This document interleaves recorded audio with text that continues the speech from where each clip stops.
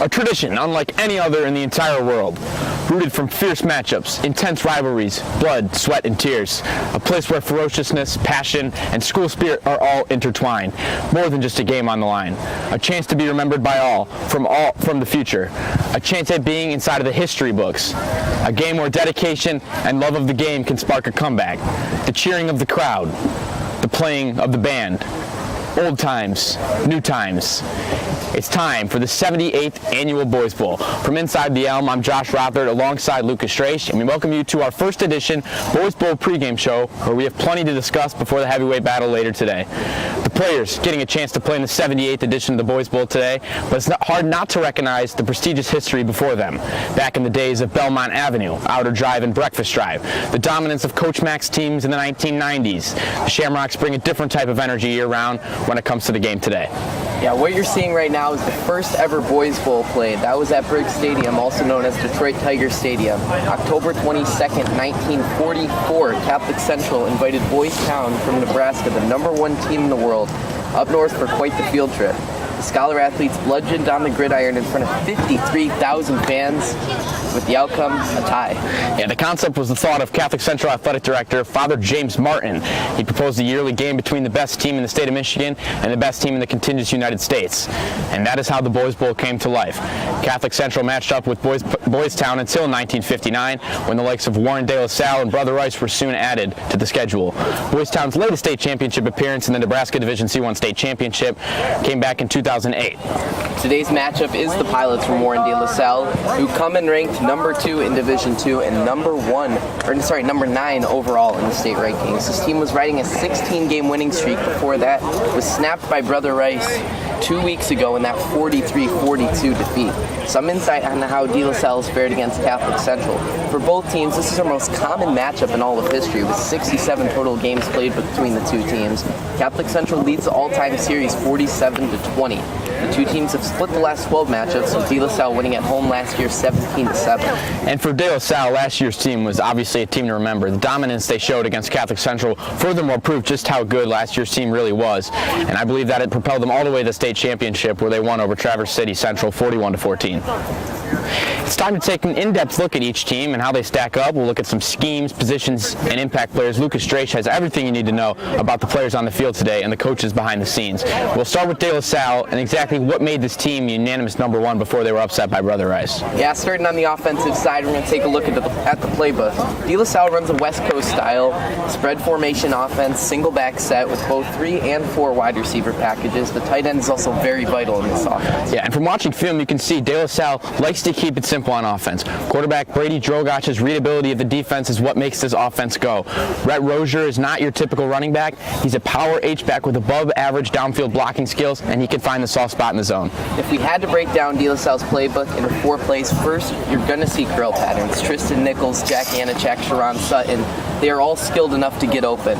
But one of the ways De La Salle does this is creating space on the perimeter, and they use their wide receivers' elite footwork to get short yardage down the sidelines. It's a trust decision, and it takes patience, but De La Salle runs it to perfection. Yeah, both in the perimeter and in the slot, De La Salle's wide receivers have that sense to either sell the fly route before coming back to the ball or find the soft spot in the zone. They're going to see almost all man coverage today from Catholic Central, so the curl route will definitely be on the play sheet.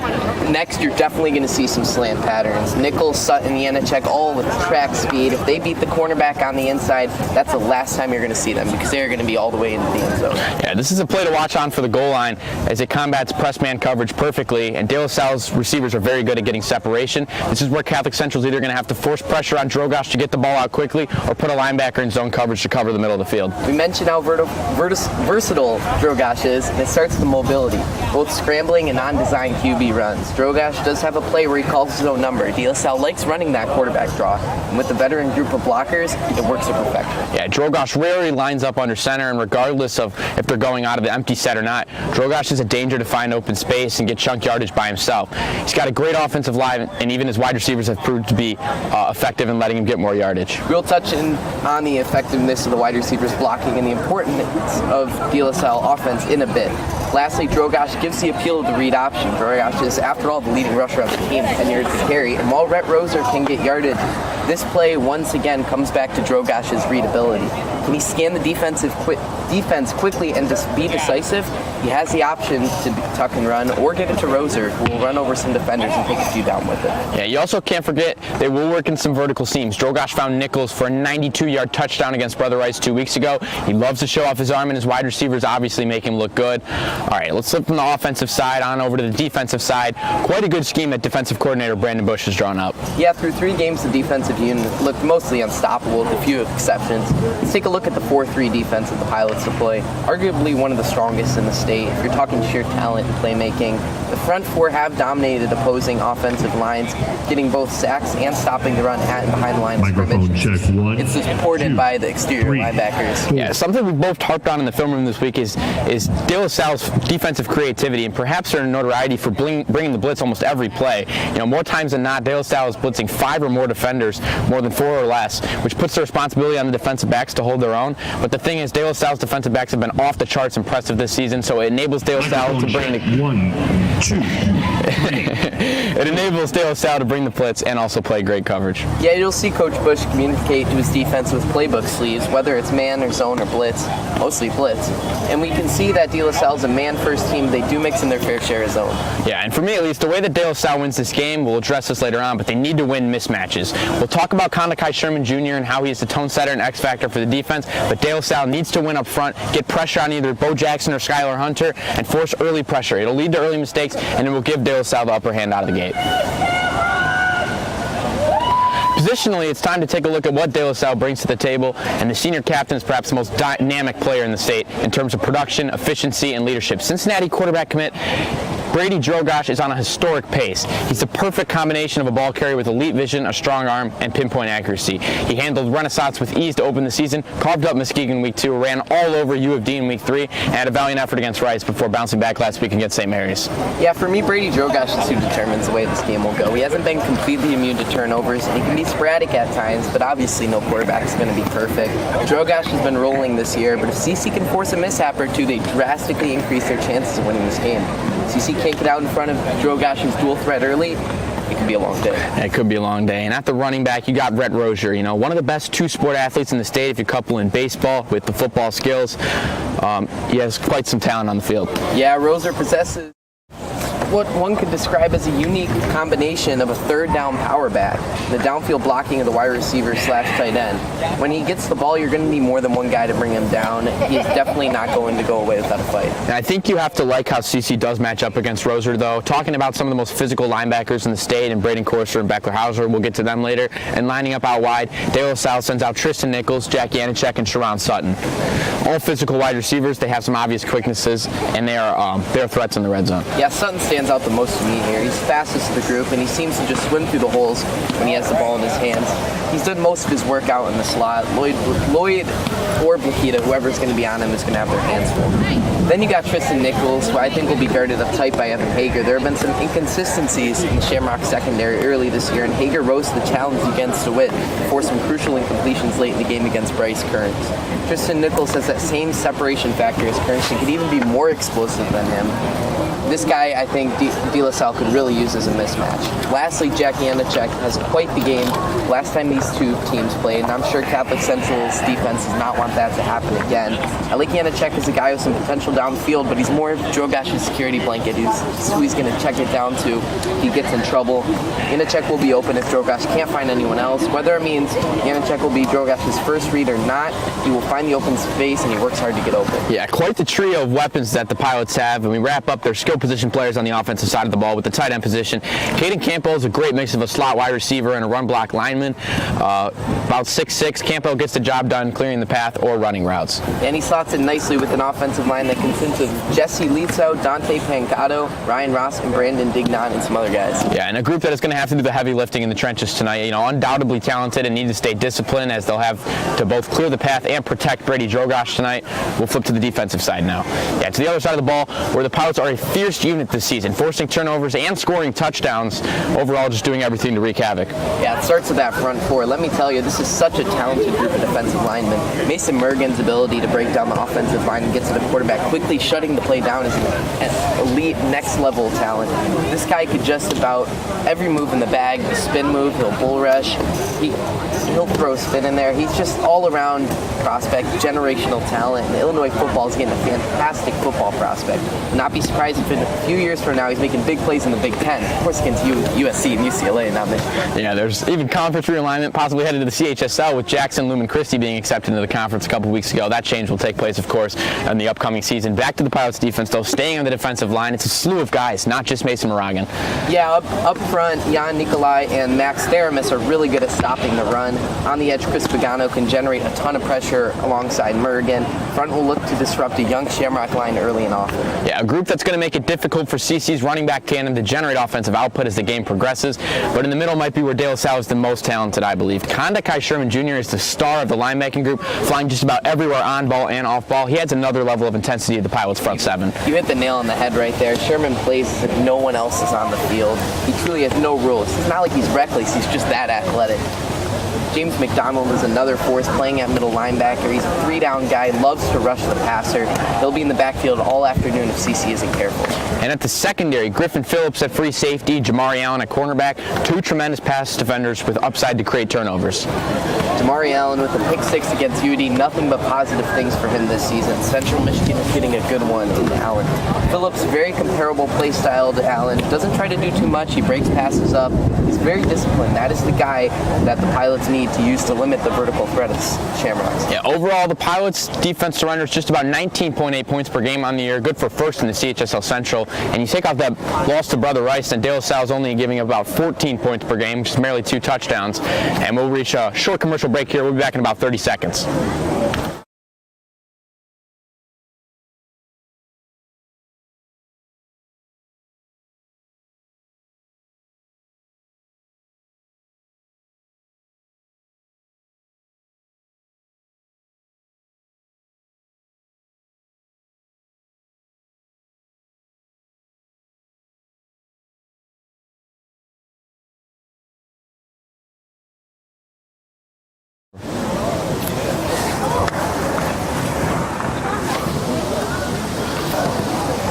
And now we'll look at the team that the viewers are more familiar with, the Valiant Blue and Peerless White of the Shamrocks. Winners in the Boys Bowl in all of the last 7 matchups by an average score of Catholic Central 18, opponent 8. You're going to want to take the under when you look at the history of this matchup, with only one of the last 8 games going over 40 total points. Now, perhaps it's the true definition of the hard-nosed, smash-mouth, trenches football that has defined Catholic Central in the past decades up until the present day. We break down the Shamrocks offense and how they've got to this 4-1 start. Yeah, it starts with the man behind center, and that is unknown on a drive-to-drive basis. There's really 2 guys who are going to take snaps today. Bo Jackson is your conventional pocket passer, leads the Shamrocks in completions, passing yards, and touchdowns this year. He's got a plus arm. Those completion percentage is a bit on the low side. He makes impressive throws. 2 deep shots against Davison. He converted a 3rd and 32 against Brother Rice. Yeah, and then you have Skylar Hunter, who's definitely capable of moving the ball down the field with his arm, but we're looking at a mobile presence with rushing upside at quarterback.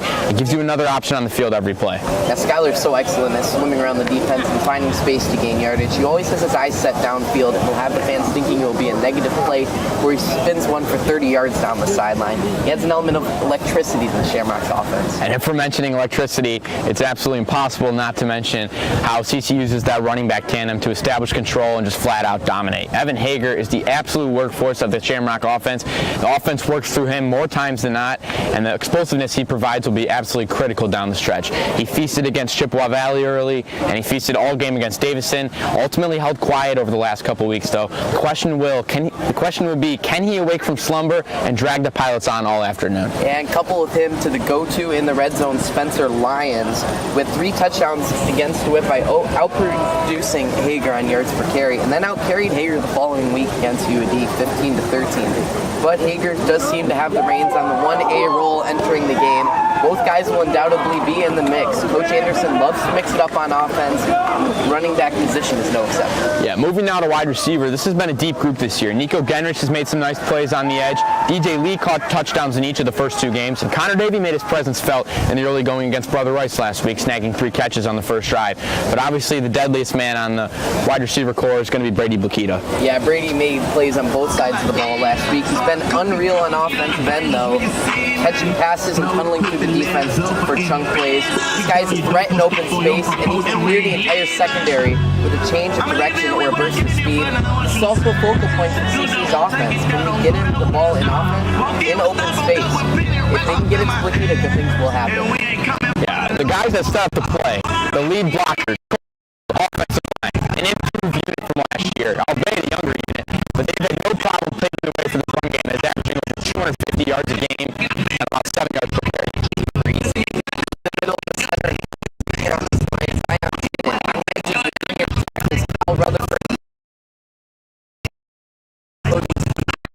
Outside zone.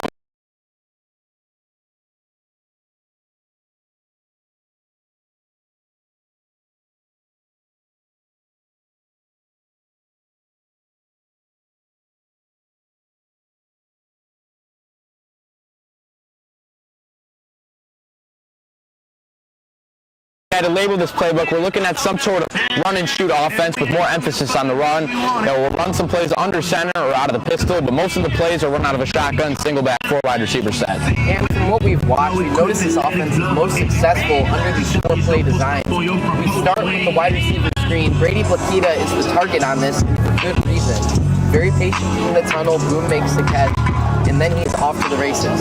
They get the front four to rush Bo Jackson. They send the linemen pushing forward as the lead blockers, and Brady Blakita does the rest. Yeah. It's been so effective multiple times this season. They can use it. Nothing doing against Chippewa Valley. They clear out the right side, give it to Hager, and he wins a foot race down the sideline. You can also use it to put the team away.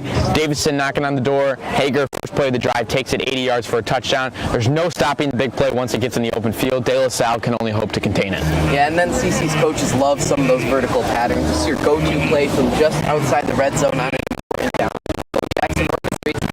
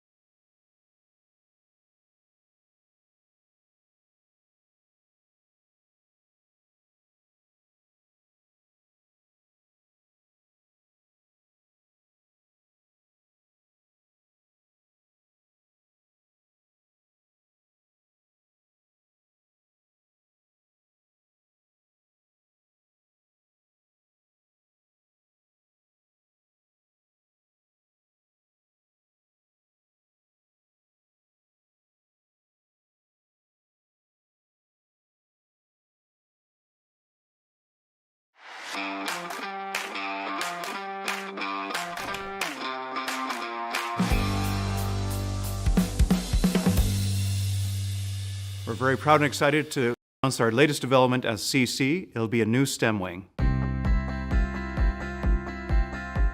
This new development, the STEM wing, will give us more opportunities to enrich the learning experience of our students. It's going to house 8 different labs. We're going to have an observatory. We're going to have a dedicated greenhouse. We're going to have a robotics space and a maker space. We need to upgrade, and this is the perfect way to upgrade for us. If there's an opportunity to do something better, we have a responsibility as educators to do that for our students. This space will be something that we'll be able to utilize for the next 50, 60 years with whatever new technology or whatever comes down the road. This is a difference maker. This is a once-in-a-lifetime opportunity to make a difference in every student that comes to Catholic Central, and I couldn't be more excited not only for our current students, but especially for our future students.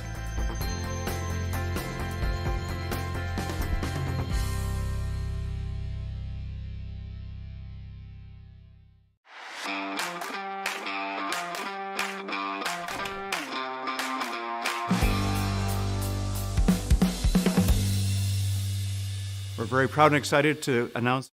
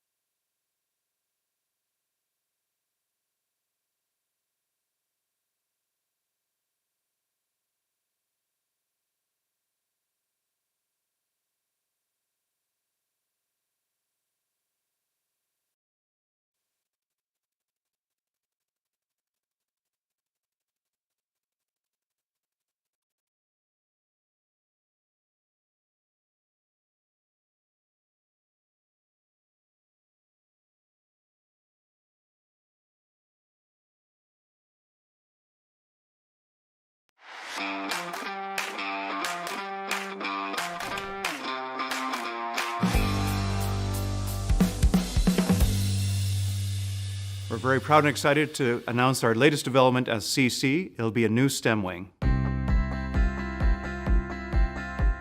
This new development, the STEM wing, will give us more opportunities to enrich the learning experience of our students. It's going to house 8 different labs.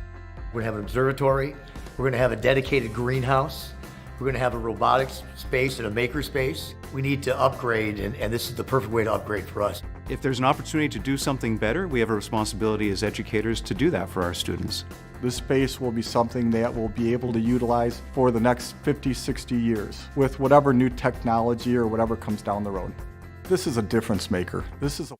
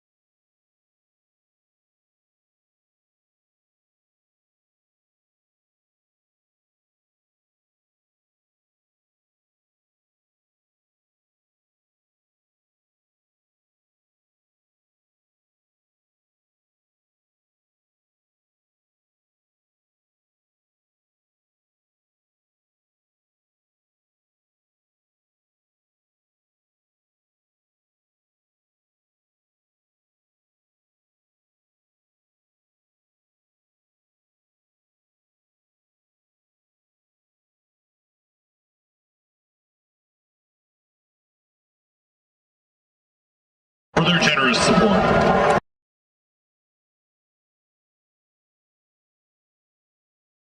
This football season's ticket sponsors, Carrabba's Italian Grill of Novi, Ironwood Grill in Plymouth, sponsored by parents Trevor Johnson, class of 2025.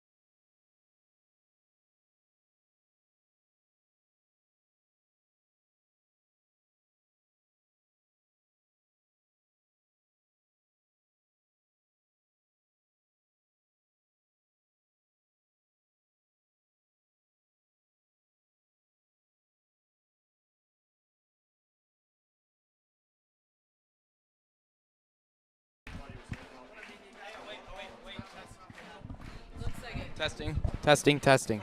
Testing. 1 2. Test. Testing. You got it. Testing 1 2 Testing. 3. Testing. Testing. Testing. Good. What? What? Tag. I'm talking. 3 1.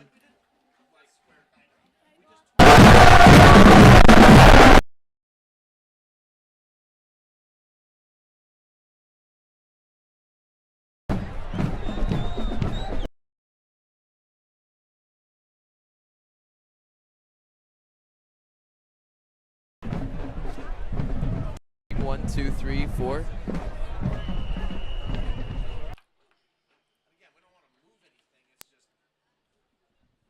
Testing. Testing. I can't even hear myself. Testing. No, that's not. Testing. There we go. Testing. Testing. You hear? Testing. Testing. Testing. Testing.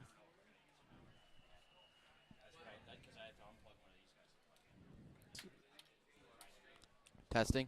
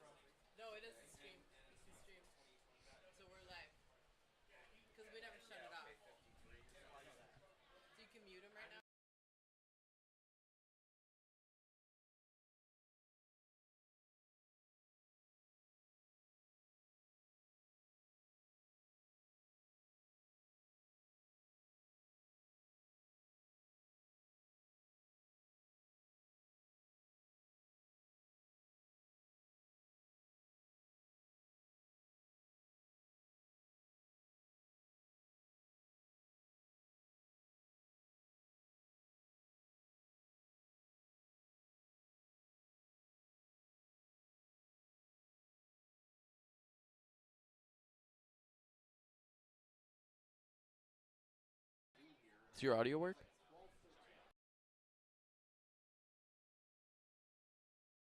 Kickoff drawing closer as we speak. Over 5,000 fans in attendance to see a great tradition of the past, present, and the future. The purple and gold of the Pilots from Warren De La Salle, the valiant blue and peerless white of the Shamrocks from Detroit Catholic Central. 48 minutes of fighting to the death to be remembered by any and be remembered by all. Drogosh and the Pilots, Blakita and the Shamrocks. And now we have the keys to the game brought to you by Lucas Drache. Starting with the Pilots, they've got to spread the ball around. We saw the Shamrocks really focusing on eliminating the threat of Drogosh in the ground in practice this week. Next, the Pilots have got to cut down the penalties, way too undisciplined, especially on the offensive side. Lastly, they are playing two sophomore quarterbacks in Bo Jackson and Skylar Hunter. They have a very solid pass rush. I'm looking forward to see them using it.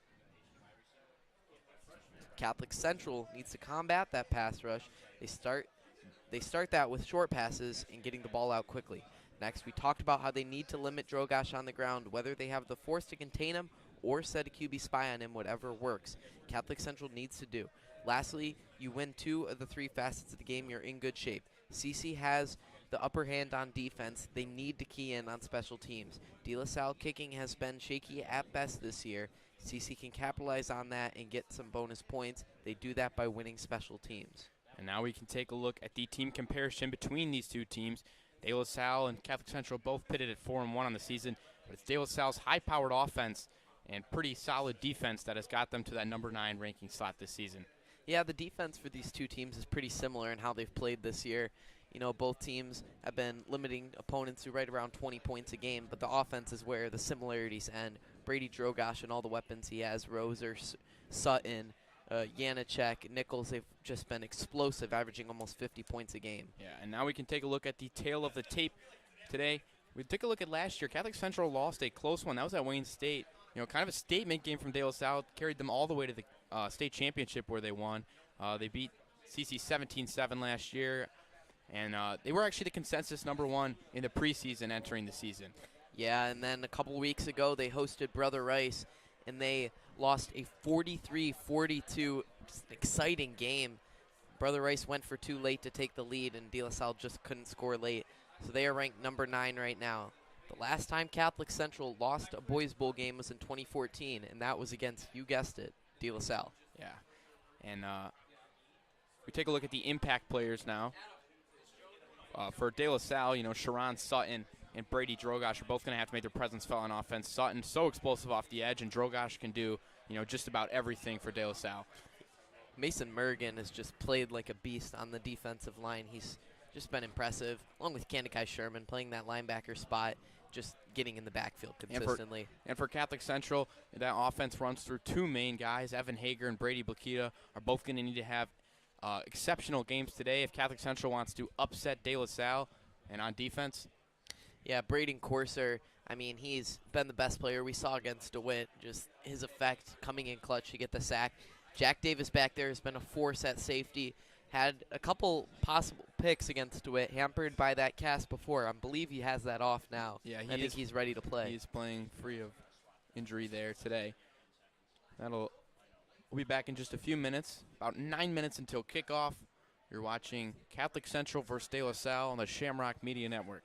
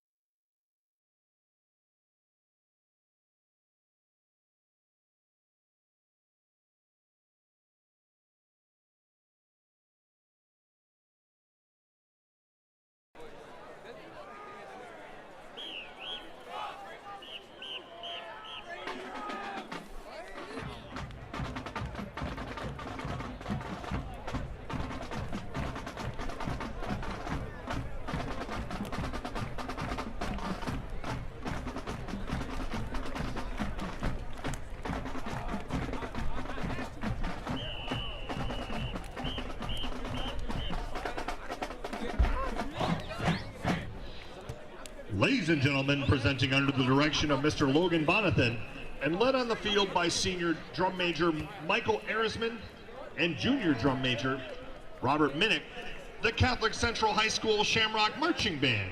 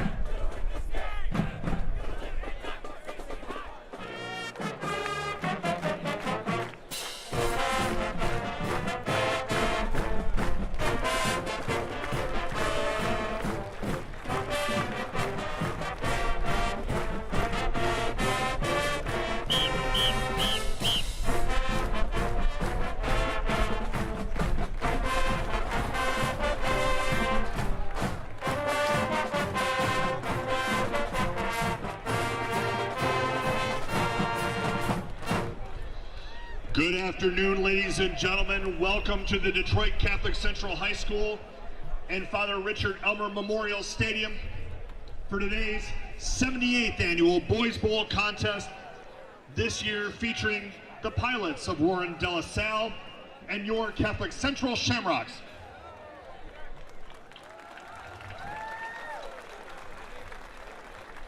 All Catholic League schools, including De La Salle and Detroit Catholic Central, hope to be about both good sports and good people, united as one faith community.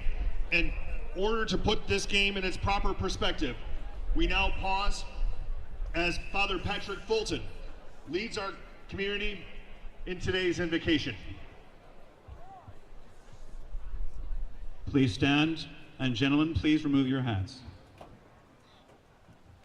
In the name of the Father, and of the Son, and of the Holy Spirit, Amen. O loving God, we thank you for the blessings you have brought to our Catholic Central community for the past 94 years.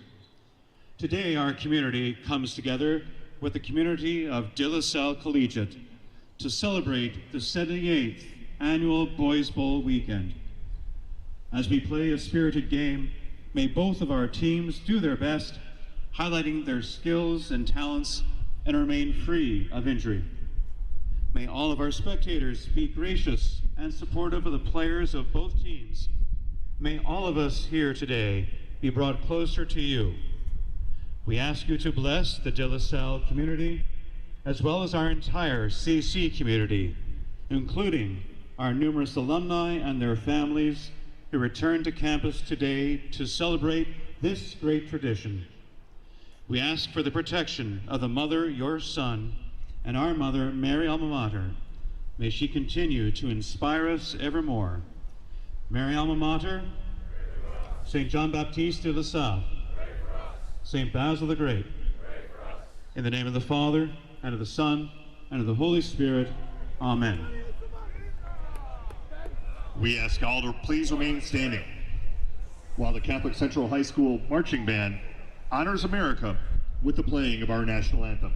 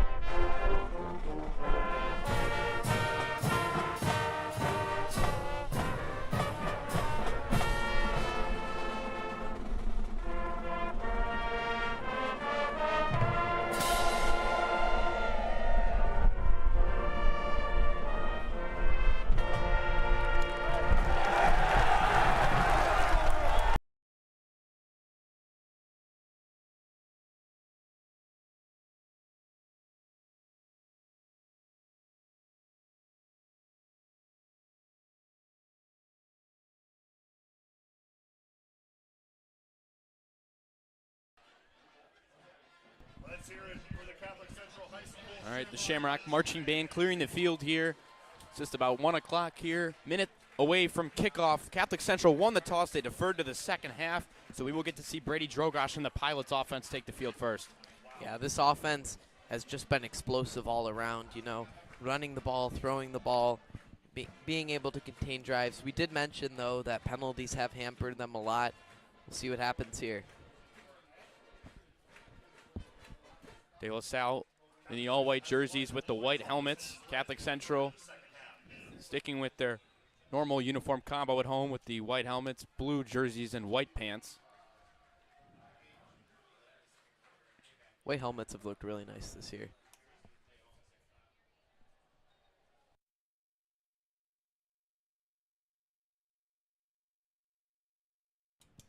Back deep to receive for De La Salle, Sharon Sutton, Red Rozier.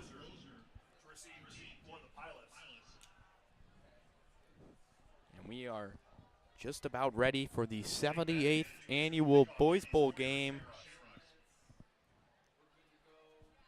We mentioned earlier how Sutton is explosive. He is averaging 35 yards in a reception. That is just unbelievable. That's not explosive, that's just crazy. Yeah, and he can do just about anything with his feet. He can beat you, he'll spin, he'll make a juke move. The rough and rowdy here of Catholic Central student section wearing all black. The last home game of the season.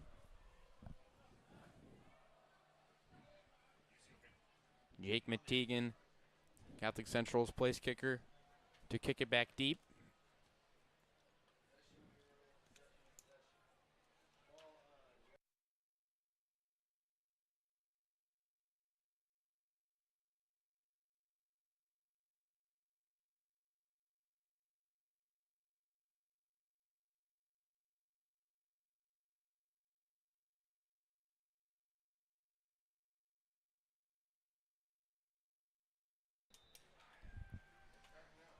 Sound of the whistle, the refs have cleared this game to begin play. Tension building inside of the Elm. 5,000 fans ready to watch the most highly attended high school football game of the season. Mategan's opening kick is back into the end zone for a touchback. Great start for the Shamrocks. And we get a chance to look at their starting defense, starting on that front seven. Yeah, and I think the key is going to be getting pressure off the edge. Josh Ross and Kyle Roberts have to make an impact today. Yeah, and then in the middle, you got Braden Corser, Becklerhauser, Cam Lloyd, all very capable linebackers. They're going to need to contain Rozier and the wide receivers and also bring pressure to Drogosh and force him to make mistakes. And then on the back four, it's going to be the corners who are going to be under a lot of pressure today. Blakita, Hager, Rude in the nickel. They're going to have to contain these explosive De La Salle receivers.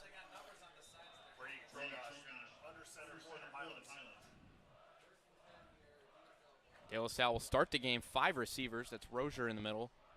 And 3 receivers at the bottom of the screen. Drogosh in the shotgun.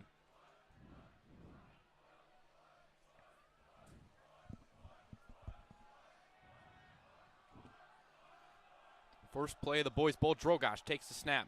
Looks. Throwing over the middle and overthrown. Intended for Tristan Nichols. Found an opening, but good coverage there by the Shamrocks.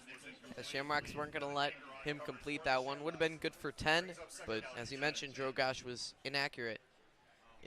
We talked about in the pregame, if he's inaccurate, he's going to be inaccurate for a few throws in a row. So Catholic Central really needs to capitalize on this first drive. You know, he can throw the ball downfield, but he doesn't have that pinpoint accuracy you want out of your quarterback. And he takes the second down snap to the left side and finds a small hole. Kyle Roberts and a few others bring him down for about a 5-yard gain just in front of the 30-yard line. Didn't look like Drogosh had much of a hole there, but he's just so hard to bring down. I've been comparing him to Josh Allen and how he runs the ball. He's not going to have an elite speed. He's just very difficult to bring down. So De La Salle will have their first third down of the game here. Catholic Central's third down unit has been very impressive this season when they bring pressure. Yeah, Campbell comes in motion. Drogosh looking his way, throwing short, and it's caught by Nichols up the sideline, shaking a tackler, and getting about 12 yards on the play and a first down for De La Salle. That's a go-to play for the Pilots on third down. They're going to run about a 10-yard curl right to Tristan Nichols, and Catholic Central just didn't guard it there. He was wide open. Yeah, you got to be patient, but you also can't give them the leverage there as they're playing about 10 yards off and not pressing completely. But De La Salle's receivers, they're very versatile, and they will sell that curl route.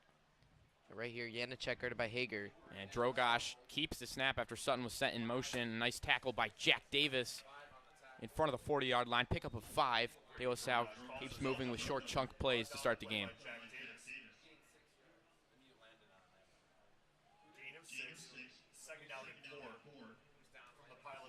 Drogosh comes into the game averaging 9 yards a carry. So far, 12 yards on a couple carries.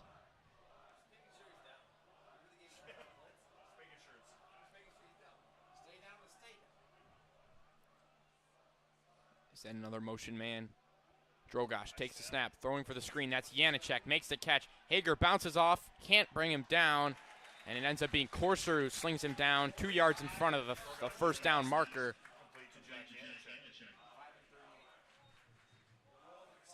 So it'll be third down and short for the Pilots.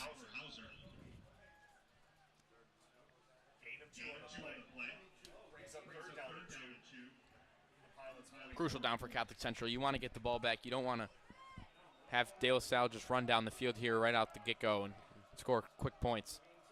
Yeah, especially with how CC's offense has not been elite this year. You need to get as many stops as you can against a De La Salle offense that can be described as elite. Yeah, very well. Drogosh will keep it on third down. He's got the first down and more. Down the sideline. Davis can't tackle him, and instead it's Spencer Lyons forcing him out of bounds. There's a Shamrock down on And that's the play. Hauser. And this is Hauser's been down a few times this season. Just not what you need to see in the early going. That knee's been a nagging issue. Kept him out of a couple games. Let's hope that's not what this is right now.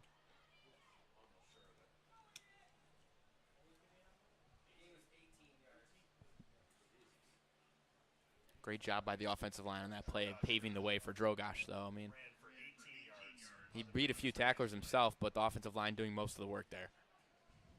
All right, we'll step aside as Beckler Hauser is tended to by the officials.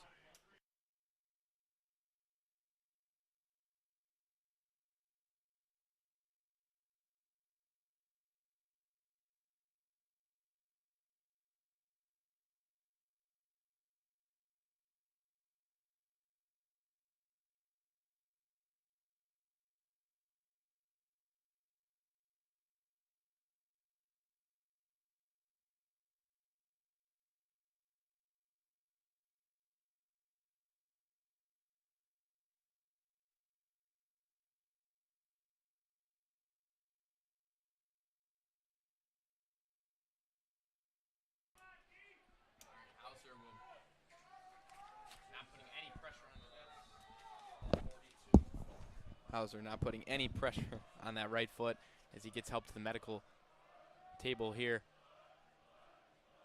It gives the Pirates a chance to reset. Drogosh in the shotgun again. Sutton comes in motion. They give it to Sutton on the jet sweep. Sutton not finding a whole lot of room. Cam Lloyd does a nice job of shutting that play down before it got anywhere. Josh Ross also in there on the stop. Good job there by the Shamrocks defense, not letting Sutton use his elite speed to break that one loose, holding him to a gain of 1 or 2 right there. You got to get early down stops here and make it third down and long. De La Salle very good in short yardage scenarios, as they've already showed by converting 2 short third downs in the early going.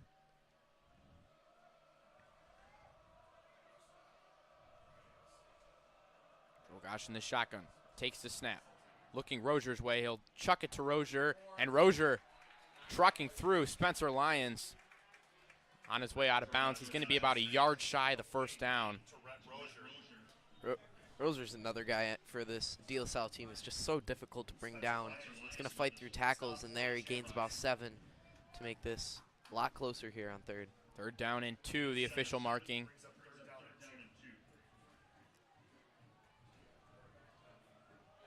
Chauncey Shaw, the running back, next to Drogosh. Excuse me, that is Rhett Rozier next to Drogosh. Sutton in the slot. Janacek guarded by Hager at the bottom of the screen. Drogosh will take it and keep, and he's got room to the left side. Running down the sideline. Nobody's going to get him. Brady Drogosh has the first score of the game. The Pilots on top 6-0. And as we've seen him do 8 times before today's game, Brady Drogosh just runs it in himself. That makes a total of 20 touchdowns for the senior quarterback on the year. Yeah, 9 on the ground, 11 through the air, and the offensive line doing a perfect job of just paving the way. Drogosh eclipsing 60 rushing yards on that first drive alone.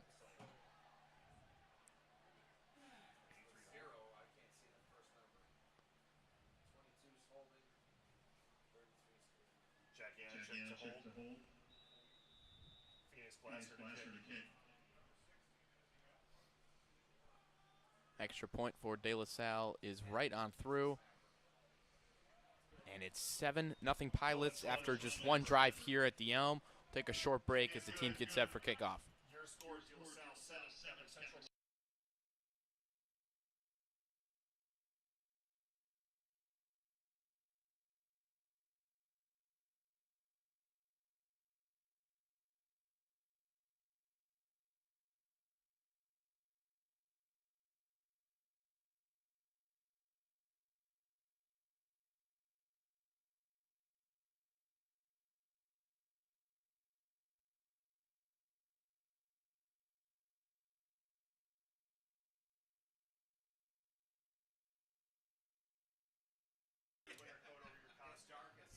Now we get a chance to see Catholic Central's offense. Can they prove themselves early? You got to be able to compete with De La Salle, who's going to obviously run up the scoreboard. This is the side of the ball Catholic Central really needs to just play as well as they can. They need to get points on the board. They cannot have empty possessions, and they can't end Renzo drives with field goals or no points. A lot of pressure going to be on Bo Jackson as he takes the field. Down 7-0 in the early going.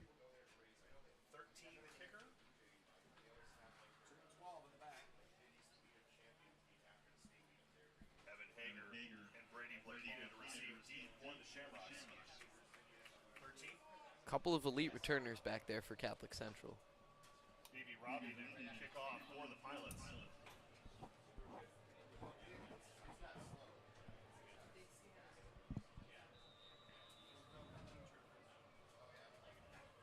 BB Robbie to kick it deep for De La Salle.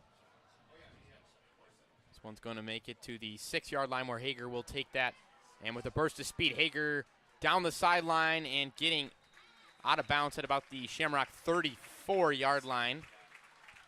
A nice return and gives CC good field position to start this one. And with that, we'll take a look at Catholic Central's starting offense, starting with the skill position players. How can you not love what Brady Blakita has done this year? Yeah, Brady Blakita has played really well. DG Lee, a big physical receiver out wide.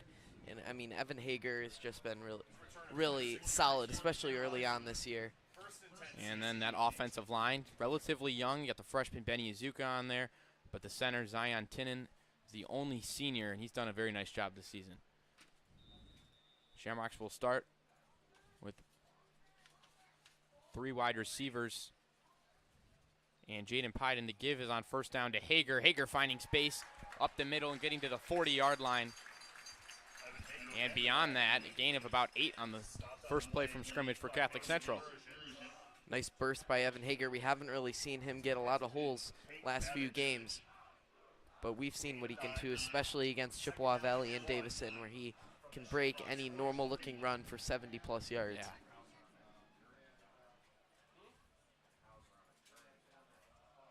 So Pyden leaped Dwayne Johnson on the depth chart at tight end. He now plays almost all offensive snaps, whether he's at tight end or at quarterback. And Bo Jackson will line up under center here. Another give to Hager. Hager is flatlined at the line of scrimmage. And it's going to be no gain for the senior on second down and short. And we have an upcoming third down for CC's offense. This is going to be crucial right here. They need to convert this one. You can't give the Pilots the ball right back after they went down the field so easily. Need a conversion right here.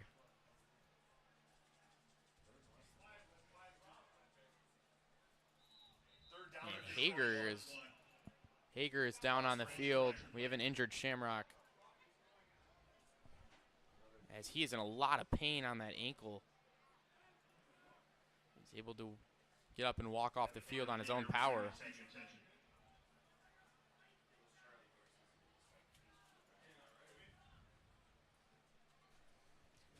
He seemed to be okay right after the play, but then a few seconds later he went down in a lot of pain. Let's hope he's okay. Yeah, he's hobbling off. It's next man up mentality for Catholic Central's offense, though, as Spencer Lyons will enter the game on this third down.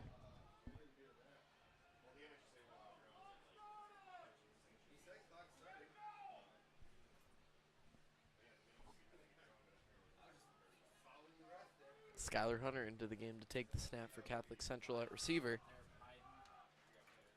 This is interesting because Hunter is going to be your running quarterback. So third down and 1. Catholic Central needing just... Catholic Central only with 10 players on the field as Bryce Porter comes running on. And now Dan Anderson has to burn his first time out. And that is not... Well, this is not looking good to start. Offense is all out of sorts. Hager's out with an injury, and we will step aside. Third down and 1 coming when we come back. You're listening to the Shamrock Media Network.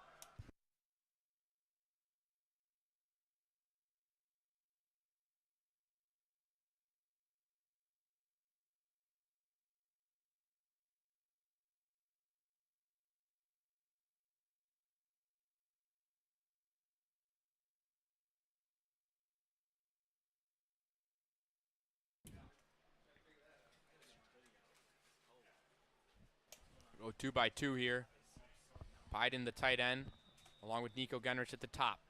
Davey and Blakita at the bottom. Spencer Lyons is the running back. Skylar Hunter into the game at quarterback. Bad snap. Hunter has to grab it. And he gets destroyed by that tenacious front seven of De La Salle. And a disastrous first drive is going to end in a punt. I'm thinking in my head right now, I can't think of a worse way this game could have started. You let De La Salle go right down the field. You have a couple of your impact players get injured early. And now 3 and out after a good return on the kickoff. So we'll send out Kyle Ewing to punt it away. Yeah, Sutton back deep for the Pilots. Ewing with the snap. And a nice punt here. Sutton will field it, and he muffed it. And it's going to roll back to the 7-yard line where he picks it up, and he'll try to make something out of this. Getting space, and ultimately brought down. Right side of the ball. Did the ball come out? No, Sutton controlled it on the way down. But it's a loss of about 20 on the muff. And De La Salle will start at their own 9-yard line. Yeah, usually Ewing's punts have a little more air under that one, but that one was just a straight line drive, and Sutton was not anticipating that. Kind of went just above his head, and he just couldn't get his hands around it. So that rolled all the way back to the 5. Yeah, he tried to field it as he was backpedaling. And yeah, De La Salle's lucky that that wasn't a turnover right there. See if Catholic Central can build some momentum off that one. See if they can force a turnover here. De La Salle is statistically good when they start deep in their own territory. You saw that 92-yard catch by Treston Nichols against Brother Rice. Drogosh taking the snap and giving to Rozier on first down. Rozier with a ton of space to the right side, churning forward. Rozier to the 40, all the way out to midfield. And CC just unable to pin them deep in their own territory, and it's a gain of 40 yards on first down. There goes that momentum. Gain of 37 yards on the play.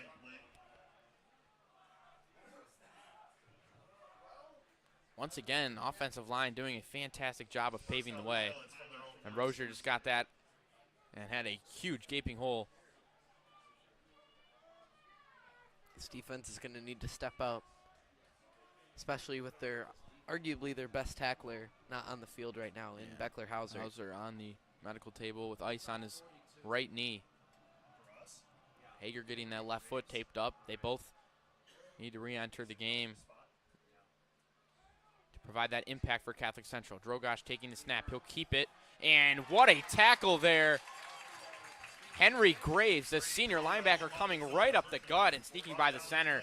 And Drogosh is going to lose a yard here on first down. Yeah, every week we've seen Henry Graves get more and more snaps on the defensive side. He had a big sack against DeWitt, and there was a nice play. Probably will count as a tackle for loss as Drogosh was looking to run, but nevertheless, nice play by Henry Graves. In the shotgun with 4 receivers. Campbell is the tight end in the slot. CC looking to bring pressure. Campbell comes in motion. Drogosh takes a snap, looking for the bubble screen to Sharon Sutton. Sutton gonna get to the marker, and he picks up 2 yards. Great tackle from Cam Lloyd. And they have De La Salle facing a 3rd down and long now. This is exactly what the Shamrocks needed after allowing that 37-yard run. Yeah, they need a stop here on 3rd and 10. They cannot allow De La Salle to convert this one. They need to get the ball back into their offense's hands. 4:44 to play here in the first frame. Otrone signaling to his offense. What's the play call going to be here? You're going to see either a curl or a slant typically on 3rd down for De La Salle. Campbell in motion. Drogosh in the shotgun takes the snap. Looking right. Throwing long, and that is overthrown, intended for Jack Janacek. Both Jack Davis and Josh Rude both over there in coverage.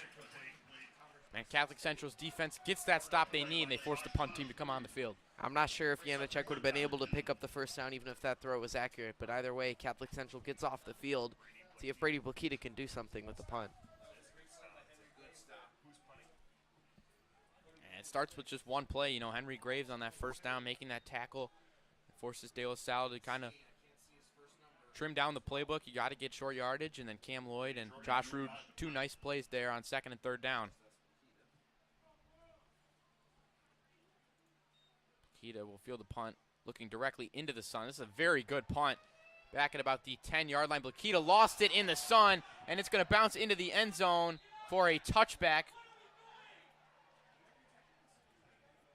As the special teams mishaps have roamed free at the elm to start this game. A muff punt on each side. Blakita lucks out that this goes into the end zone.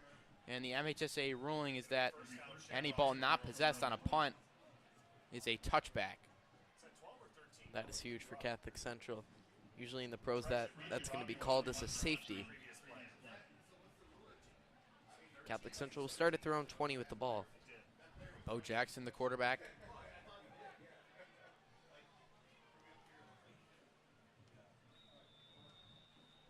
Spencer Lyons, still the running back. Hager is back down near the coaching staff, and Lyons gets the give on first down. Found some space initially tucking in behind Cal Rutherford, but he's brought down a gain of about 3 on first down. You could see there were about 3 or 4 pilots in the backfield before Spencer had even gotten the handoff. He was able to get past the line of scrimmage and gain a couple. It's still going to be second and long.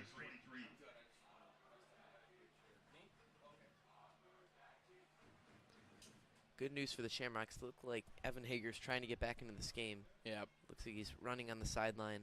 Bo goes play action, throwing over the middle of the field. What a catch! Connor Davey goes up with one hand and brings it down, and that's the excitement that they need to bring to this offense and regain that momentum. Connor Davey making plays last week and already starting to make an impact today. What a grab. Connor Davey, that ball's a little bit overthrown. He doesn't care. Grabs it up with one hand. Gain of about 15, 16 yards. It'll give a first down for Catholic Central here. Connor Davey's really been playing well the last few games. Jackson's first attempt is a completed pass. Trying to get De La Salle to jump off sides.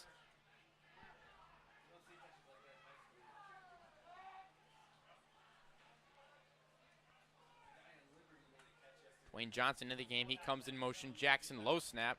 Gives it to Lyons. Lyons lost the football, and that ball's on the turf. And it's a race to the football from here.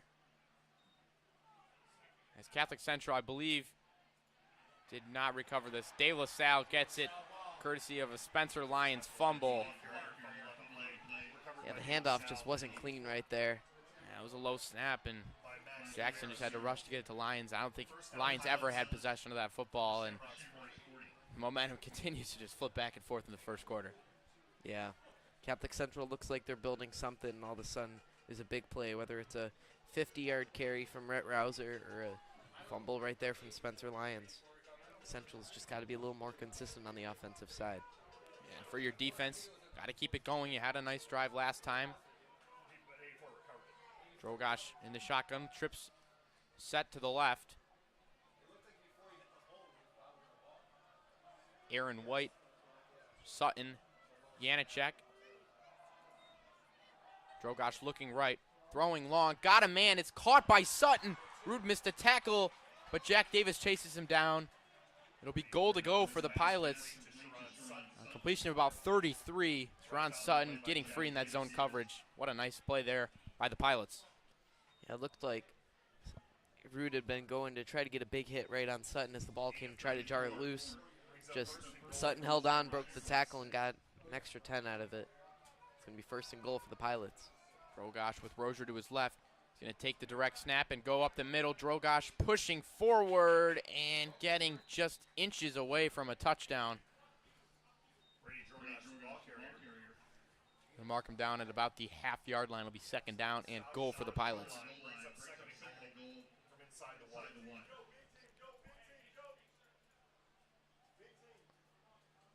It's over 2 minutes to play in this first quarter. Power unit coming on the field. Rozier is in the Wildcat. Takes the snap. He's going up the middle, and he finds his way into the end zone for a Pilots touchdown. Rhett Rozier adding to the Pilots lead. 13-0 De La Salle. Couple early rushing touchdowns here for the Pilots. Coming on the ground. You mentioned they are really a dual threat offense. We've seen the run game work very well for them as Catholic Central have not been able to bring down these big rushers. Yeah, Rozier with his 6th rushing touchdown of the year, and you add that to a passing touchdown. 7 total touchdowns for the junior running back. And Bebby on the extra point sends it right on through as Catholic Central has dug themselves a hole here. They trail 14-0. We'll be back in just a second to see Catholic Central's offense try and regain some of this deficit.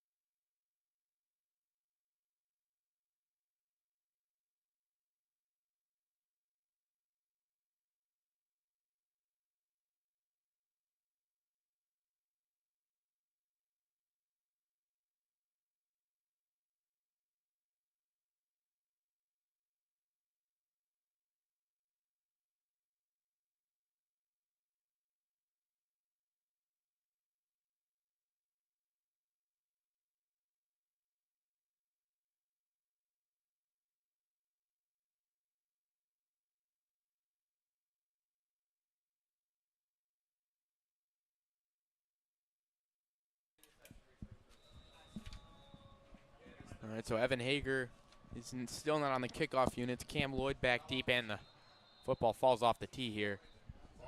All that suspense.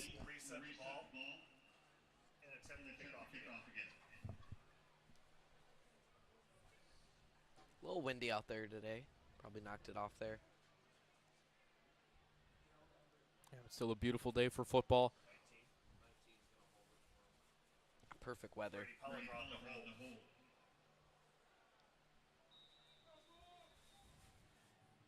Brady Pellegrom will hold it for Robbie. This kick is almost the same spot. Blakita will field it from the 8-yard line moving forward. Making a man miss. Blakita down the sideline. Gets a block and then gets absolutely lit up. Now huge hit, down. And there's a flag on the play. Blakita slow to get up. Now the back judge came running in with the flag flying through the air. This is going to be unnecessary roughness.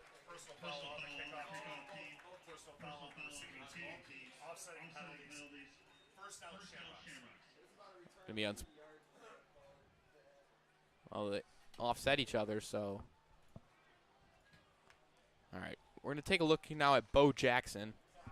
He's Shamrock's starting quarterback today, weighing at about 190 pounds, standing 6'3". You know, a little bit under 50% completion percentage, but he's been pretty impressive this year. Yeah, he's made some big throws when he's needed to. He's just got to get a little more consistent, and that's to be expected from a sophomore. Jackson looks to throw here, and over the middle, Nico Gunnerich wide open on the slant, hits him right in the chest. Not sure if that pass was a little behind him or just dropped, but either way, it'll be 2nd and 10 for Catholic Central. Cam Lloyd is into the game at running back. Just one rush attempt for Lloyd on the year, a 56-yard run, and he gets the ball here on 2nd down. Upends one Pilot tackler and picks up about 1 yard. Maybe got back to the line. It'll be 3rd down and 10.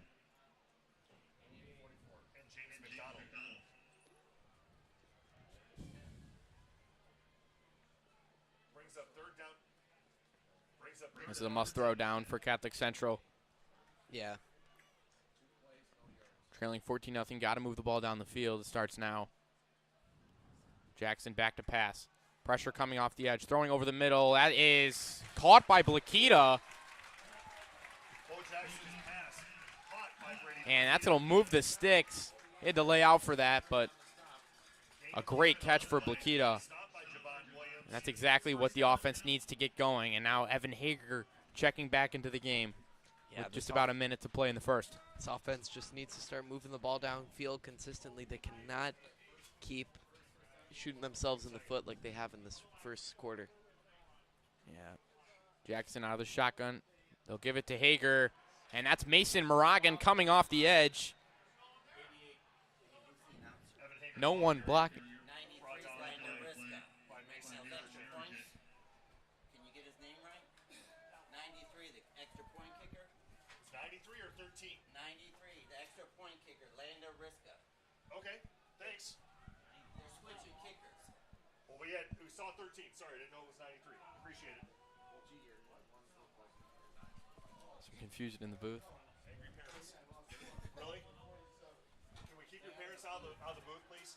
Jackson stepping up, and he is going to be sacked for the second straight play. It's Mason Moragan in the backfield. And now Catholic Central looking at a 3rd and forever.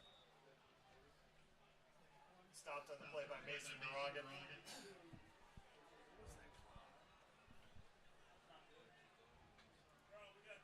And we will end the first quarter here with a score of De La Salle 14, Catholic Central 0. Catholic Central.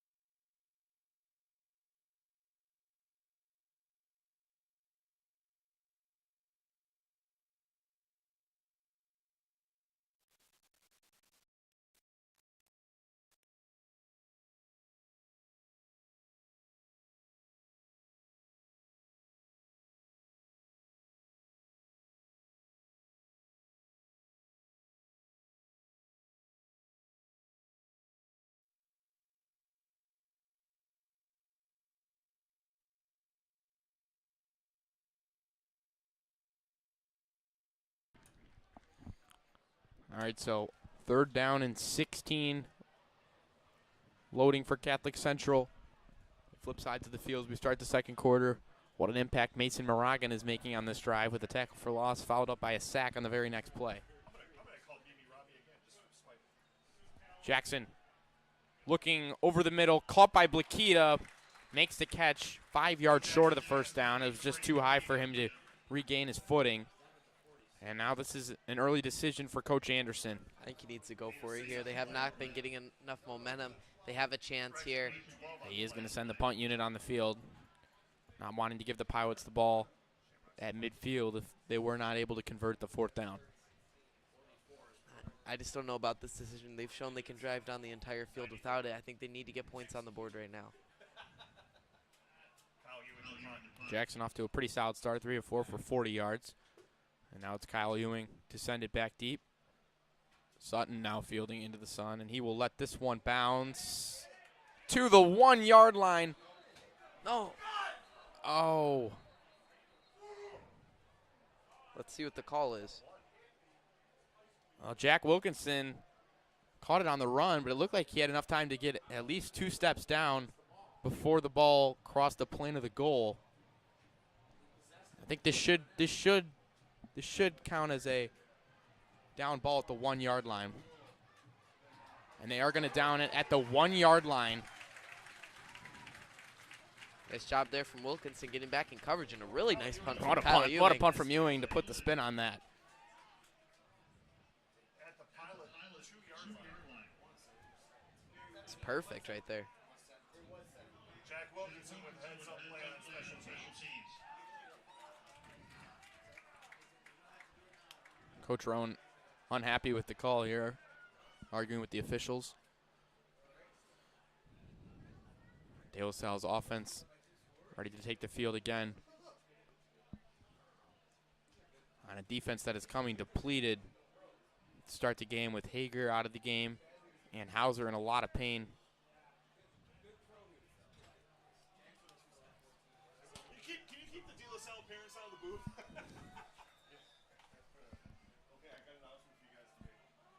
No more announcements. Waiting. Drogosh will start in the end zone here in the shotgun. Drogosh is going to run right, and he's going to get about 2 yards, 3 yards. He gets out to the 5 yard line. Looks like Looks like a Shamrock was thrown at the end of that play. I'm not really sure. He saw Kubernich go flying. It was right in front of the referee. I'm not really sure why there wasn't an unsportsmanlike conduct called after the play. Nevertheless, it'll be 2nd and 7 for De La Salle. Brings up 2nd and 8 Pilots from their own 5. Rozier the back on 2nd down. Drogosh taking the snap, giving it to Rozier. Rozier running right, stiff arming, but a nice tackle made by Brady Blakita. And he forces De La Salle to a 3rd down.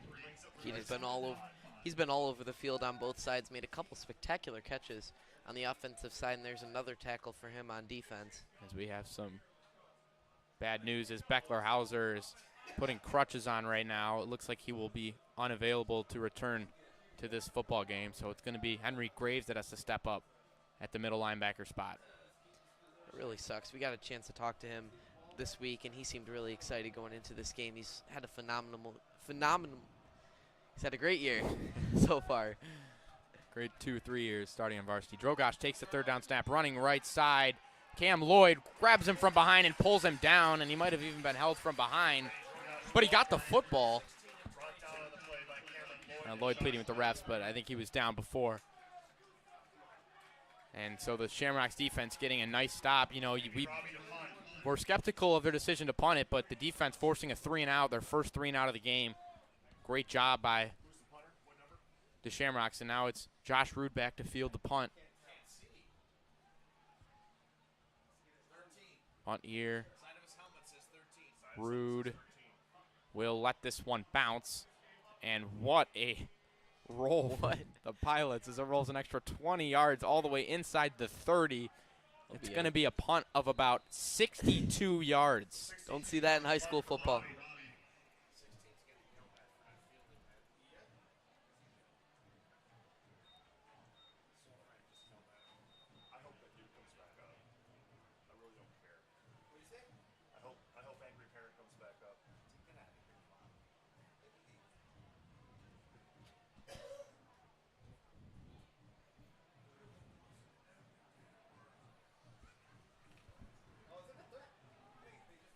The Shamrock offense really needs to start getting going. Jump on the fence in the north south end zone. Please go back into the stands.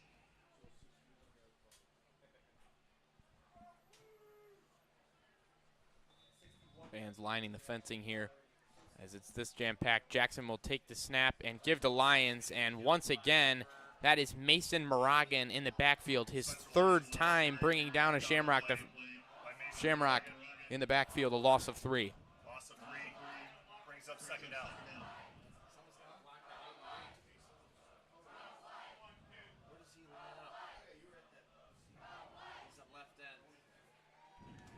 Still no Hager. We saw him come on the field for 1 play, but it's going to be the Spencer Lyons show for the rest of this game, it appears. Jackson looking to throw, waiting, stepping up, and he is sacked. And would you believe me if I said his name again? Mason Moragan with his 4th tackle for loss already today and his 2nd sack. Talks about him being a force off the edge, and Catholic Central's just not been able to contain him so far. Well, it's going to be the tackles that are going to be plagued with guarding him. That's Cal Rogowski and Cal Rutherford. Trips wide receiver set here. Actually, Cam Lloyd into the game. They're going to go 5 wide receivers. Jackson taking the snap, looking over the middle, and he throws it just short of Cam Lloyd. And another Shamrock drive will end without any progress down the field. Punt team right back on the field. The Shamrock offense has not been getting going. Defense has gotten a couple stops on 2 drives, but offense just hasn't capitalized, as Ewing will go out once again to punt it. Sutton stands at the 40-yard line.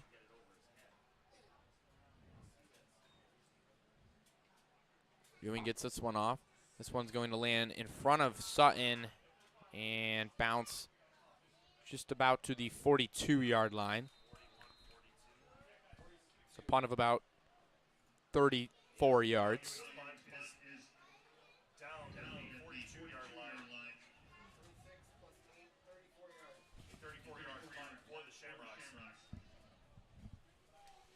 We see Skylar Hunter starting to get warmed up on the sideline. We wonder maybe Shamrocks decide to deploy him the next drive around when one quarterback can't get it going.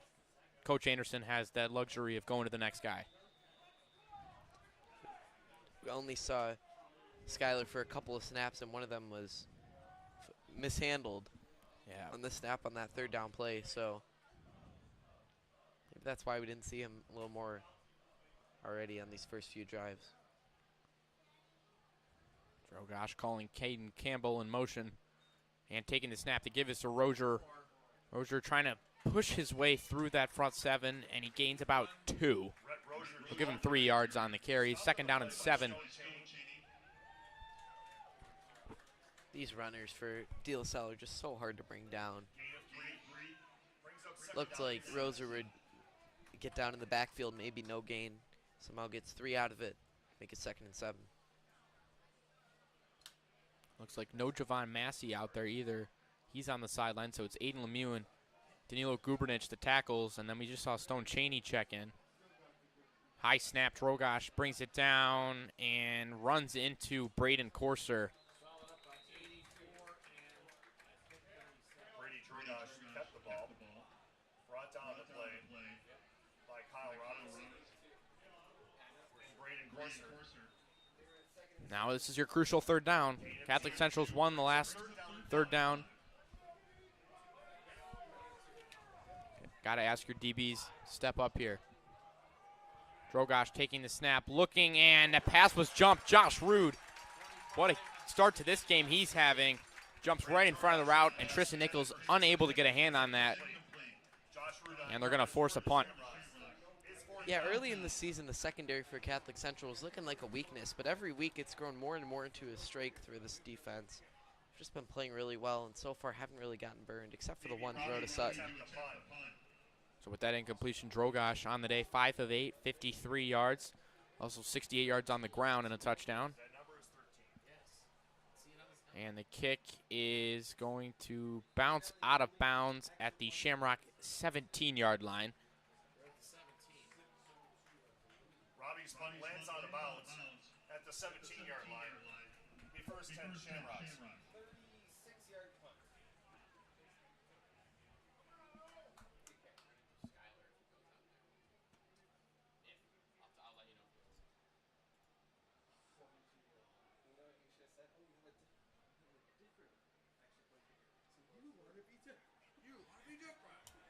Chance to look at the numbers for the other Shamrock quarterback, Skylar Hunter, coming in at 5'9", 160 pounds, only throwing 13 passes on the season, but he's done most of the damage on the ground.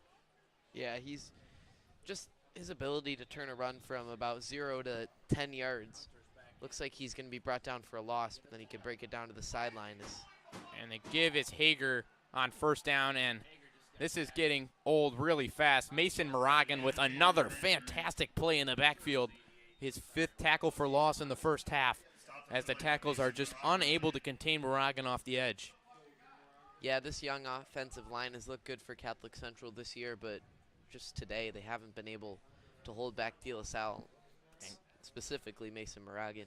Catholic Central's running back tandem, averaging about 200 yards on the ground per game this season, have been held to just 3 rushing yards on 8 attempts so far.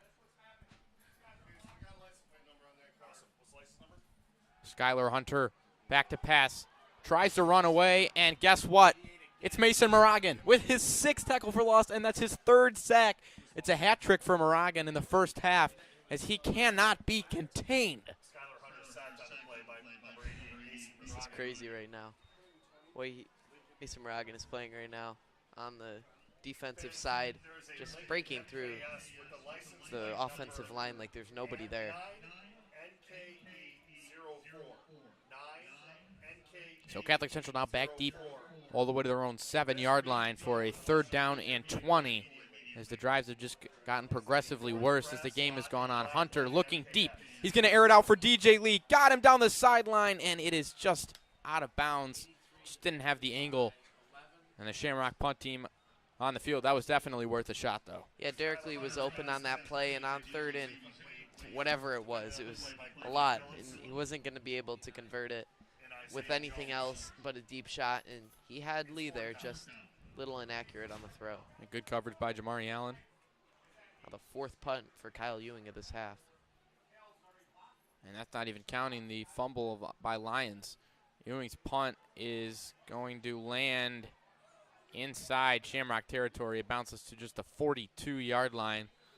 Punt of about 35 yards, but De La Salle will set up shop inside Shamrock territory. We'll take a quick break here. You're listening and watching Shamrock Media Network.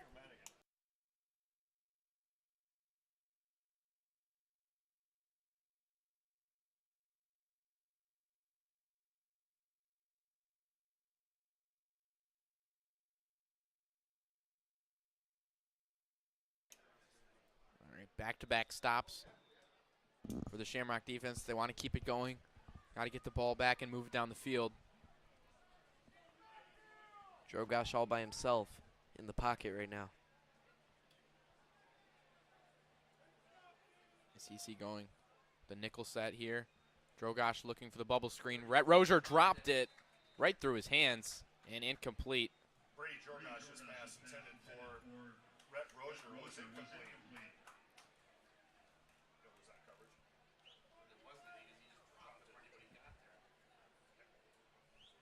De La Salle managing the ground game very nicely so far, averaging about 8 yards on the ground, 114 rushing yards so far.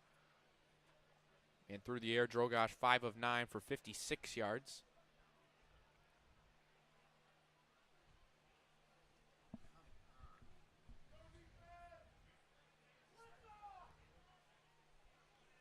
Second down and 10.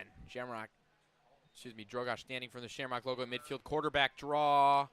And he is upended. That is Josh Ross leading the charge on that pushback. And Drogosh got maybe 1 yard.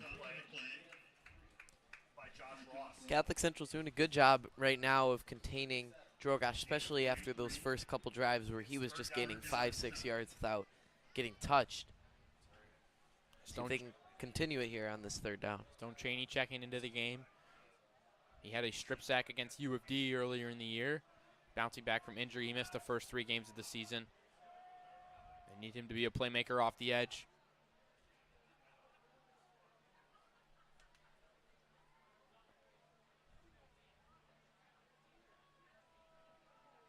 Rozier, the running back. Sutton in the slot with Nichols at the bottom. Campbell in motion. And Janczyk at the top. High snap. And Braden Corser is going to land on this football. It's a turnover.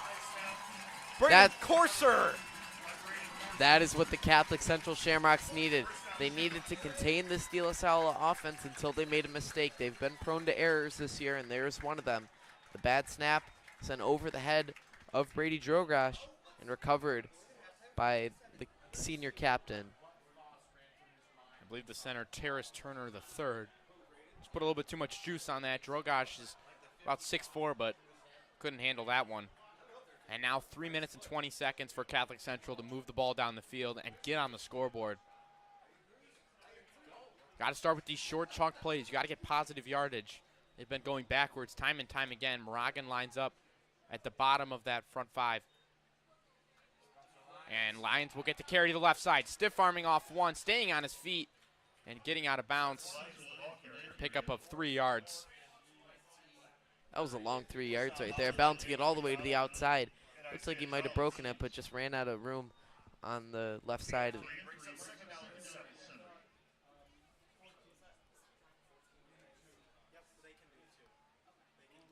And this is a possession Catholic Central absolutely has to come away with points on. Hunter will give it to Lions again. Lions with a nice hole. Pushing forward and getting to just before that spot. They're going to mark him short. It's going to be 3rd and inches. Very short 1 yard to gain here for Catholic Central, and you almost got to stay on the ground here. And this is where, you kind of see that Wildcat formation come in, but they haven't gone to use that at all. And so Hunter will stay in the shotgun. It's a 3rd straight give to Lions. Lions up the middle, turning forward. He's got the 1st down and a few more yards to go with it. As this is been the best Catholic Central drive so far in terms of how far they've gotten down the field. Yeah, they're going to have to keep moving down the field right now. They cannot allow any more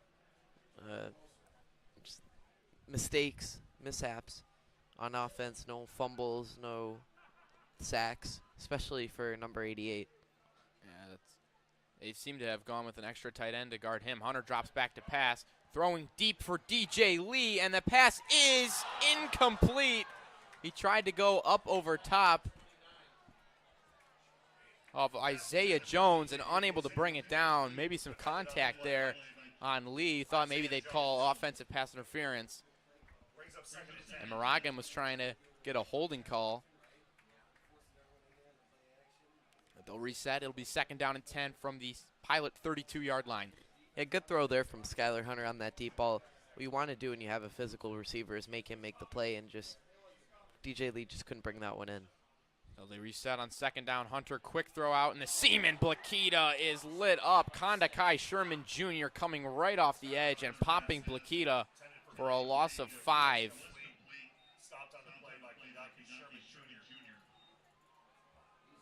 Third down and 14. Blakita is very slow to get up after a jarring hit.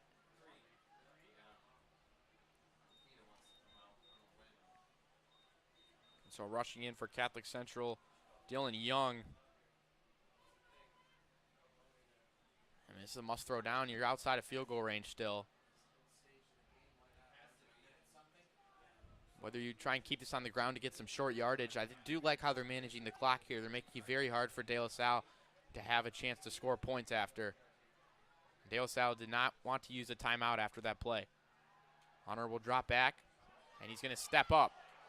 Looking. Throwing long, and it is caught by Jay. No, it's incomplete. Pyden thought he had it. The ref said he was out of bounds. Hunter with a perfect pass, just maybe inches away from would have been a potential goal-to-go scenario, though, for Catholic Central.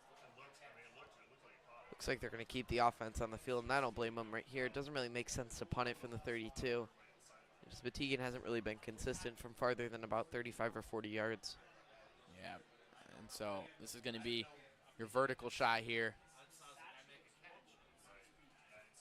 Really looked like Pyden caught that ball on the sideline. I think he might have gotten 2 feet down, but they're going to say he did not. No replay review in high school, with the one exception being the state championship football games at Ford Field later in the year. And we have a timeout called here. Catholic Central will talk about it here. They'll take their 2nd timeout of the half, and we will take a timeout here from the press box here at the Elm. Catholic Central still trailing De La Salle by a score of 14-0.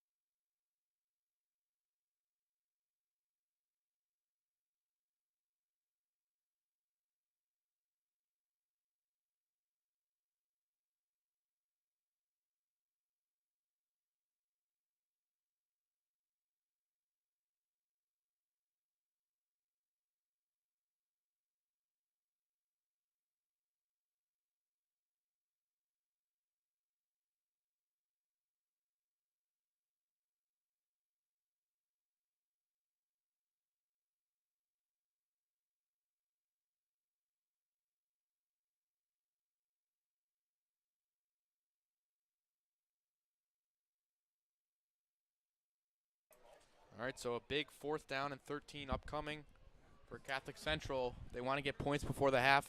Got to get 13 yards here. Hunter will take the snap. Looking long. Stepping up. Running right.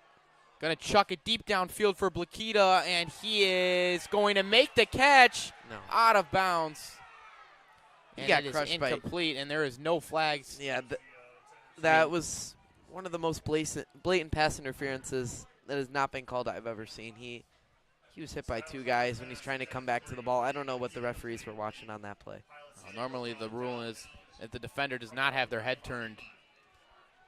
2 guys who didn't have their head turned. You can call it, and that play obviously an exception for some reason. And so now 64 seconds for the Pilots to work with. I think that's a couple missed calls by the line judge there. No, they have not been hesitant to pull the yellow flag out. But the fact that Pyden wasn't in bounds, they missed that call, I believe. I think Pyden was in. And then that one was one of the more blatant pass interferences you'll see. Drogosh out of the gun. He will keep it himself, and he will run into a wall and then bounce it outside, and he's got green grass ahead. Moving to the sideline and picking up about 14 is Brady Drogosh. Chased out of bounds by number 16, Josh Rude. Gain of 12. First down Pilots from their own 47. De La Salle with all 3 timeouts in their back pocket here. They can move it down the field. They don't necessarily have to go out of bounds as they have that luxury of the 3 timeouts. Coming in motion. Now Drogosh going to look deep, and he has a man in Tristan Nichols, and it is incomplete right through the wickets. Jack Davis maybe had something to do with that as he came charging full speed, and the deep shot has not been either team's best friend today. That one was just barely underthrown. Nichols had to slow down a little bit, but he still should have made the catch. I do agree. I think Jack Davis really contributed to that. Even though he wasn't really in the vicinity, Nichols could see him charging down, and it kind of made him flinch. Yeah. He flinched right before he made that catch. Bounced right off his chest and then got creamed either way. Yeah, so Drogosh now 5 of 10 on the day, 53 yards. But moving the ball on the ground is his specialty, 83 rushing yards on 11 attempts. And that rushing touchdown. Gonna throw short, and what a play coming off the edge. Josh Ross with his 4th pass breakup of the season. Man, has he been a force off the edge this year. Him and Kyle Roberts have been really good at deflecting the pass. He wasn't even on the football team last year, and there he is starting at defensive end.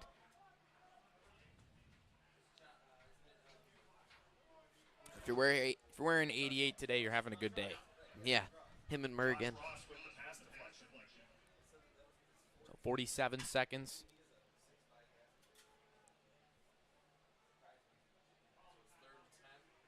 Four receivers. Drogosh in the shotgun. And the Pilots will take their first timeout of the half. We'll be back in about 30 seconds. Catholic Central still trailing De La Salle 14-0. You're listening or watching to the Shamrock Media Network.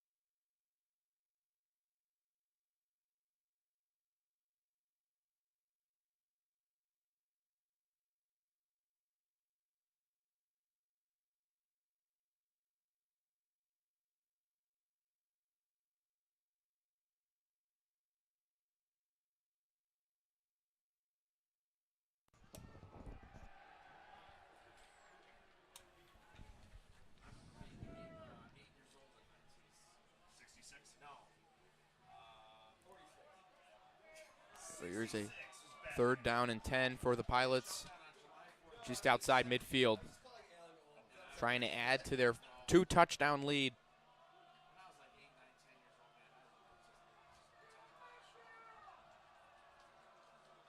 Drogosh takes the snap, pump fakes, being chased out by Kyle Roberts. Tries to beat him to the sideline, and that pass is incomplete. That was intended for Sharon Sutton. Excuse me, that was intended for Tristan Nichols. I think both feet were out of bounds, and I don't know if he even hauled it in with possession. And so now 38 seconds and 1 timeout for Catholic Central if they want to risk it here. Brady Blakey is back there. He can try and spin one for a good return. I think the fact that that was an incomplete pass really helps Catholic Central. Since they only have that 1 timeout, got to hope for a good return. Maybe a few plays. Try to at least get in field goal position. Not have a 0 on the board going into the half. Nice punt here. Blakita is going to field this one from the 10, and he's going to push up field and then get brought down by a host of Pilot defenders. It's about a 5-yard return, and with 27 seconds, probably unlikely that Anderson will try and push this ball down the field. Don't want to risk any turnovers.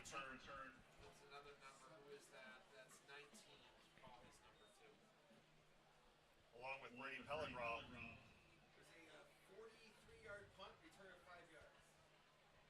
Net punt of 38 yards for the Pilots.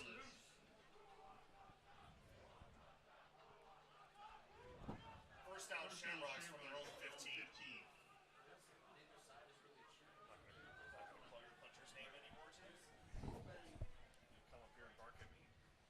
Bo Jackson leading the Shamrocks on the field. It looks like they're going to line up in a passing formation here. Jackson will go under center. So they're not going to take a knee. Jackson takes a snap, and instead they'll give it to Lyons. Lyons shaking 2 tacklers. Lyons down the sideline and brought down inbounds at the 26-yard line. Anderson choosing to use his timeout here. Or not. Or maybe not. Oh, I thought we heard. Yeah, I'm not sure why he wouldn't use it here. You could try and run one more play, and if you get more positive yardage, get out of bounds, you got, and they're not going to run a play. So,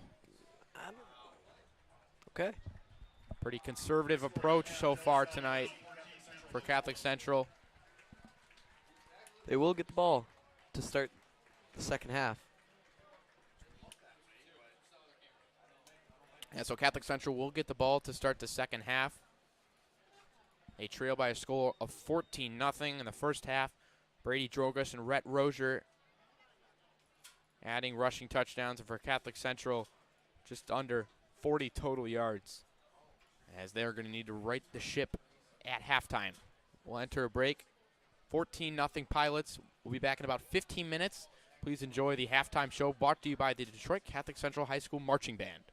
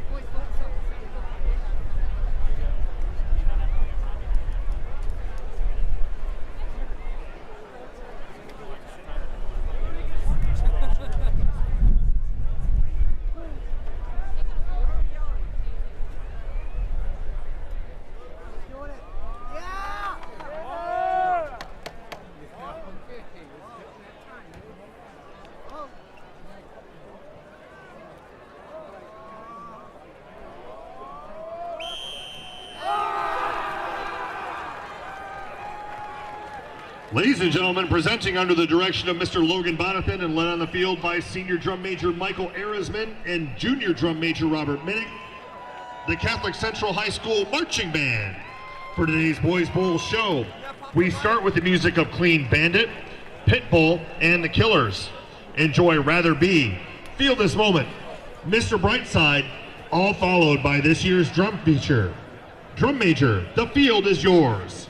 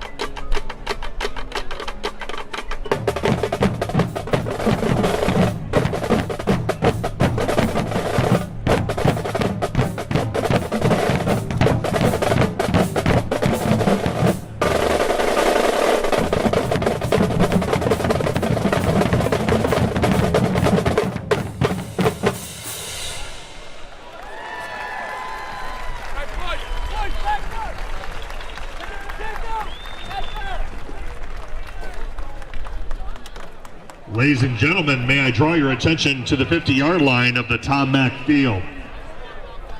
This afternoon, we would like to recognize the newest members of the Catholic Central High School Athletic Hall of Fame, who were inducted during a special ceremony that took place after Mass this morning.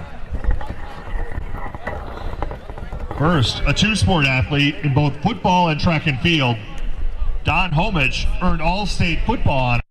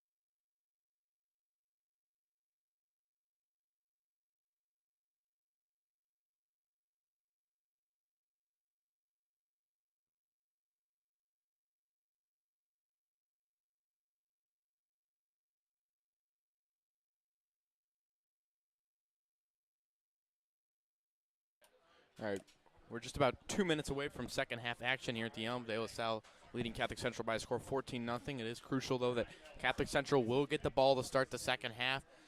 De La Salle has not kicked for a touchback yet, so CC has the opportunity to get some good field position, start the second half off on the right foot. Yeah, that first quarter didn't start well for the Shamrocks at all, as the Pilots got a couple quick touchdowns on the ground from Drogosh and Roser. The defense has settled in, however, the offense just hasn't gotten going yet. They'll look to here at the second half. The big question mark is, who is Coach Anderson going to rely on to move the ball down the field? Will it be Bo Jackson or will it be Skylar Hunter? You know, Bo Jackson, 4 of 7 for 37 yards in the first half. He made some nice throws over the middle. And then you had Skylar Hunter, 1 of 5 for a net total of -3 yards. On that screen pass to Bakita was his only completion, but he was taking shots downfield and just missing. You know, he had that one completion to Pyden down the sideline that was ruled incomplete. And then the ground game, in the end zone. the ground game, 29 rushing yards for Catholic Central, and then you have to take away about 20 for Mason Moragan's sacks just by himself. And then for De La Salle, they just got to keep the momentum on their side. You know, they had the advantage for most of the half. You know, scoring on the first drive of the game is very important. And Brady Drogish with 53 passing yards, 83 rushing yards. Rhett Rozier averaging 11 yards on the ground. Sharon Sutton leads the Pilots in receiving with 34 yards on 2 catches. So De La Salle just has to keep it going. Yeah, the Catholic Central secondary has been really good against the pass so far. Against the rush, I mean, De La Salle already has 130 yards rushing. A lot of that on a few big plays. The Drogosh touchdown, the Roser run on 1st and 10 from his own 5. Yeah, I think probably so far the most impressive part of this game has been De La Salle's defense, which was pretty good entering the game, but it's only continued to get stronger as they've forced a turnover, and they have 4 sacks today. Catholic Central looking re-energized as they start the second half. Beckler Hauser will not return to the game with a knee injury. And Evan Hager's doing some sprints to get himself going here. It'll be huge to see what his status is come second half. As we are just about 2 minutes away from kickoff, the added time to the scoreboard. We'll step aside until just moments before kickoff. You're listening to the Shamrock Media Network.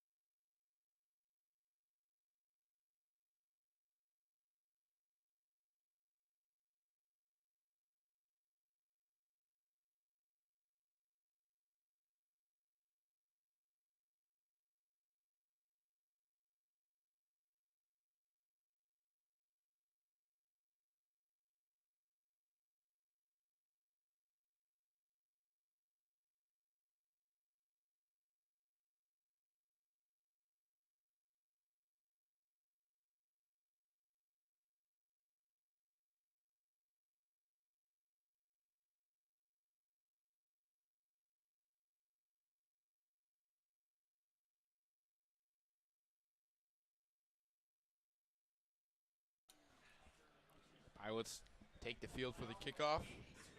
Be Robbie. Or Landon Riska, the kicker.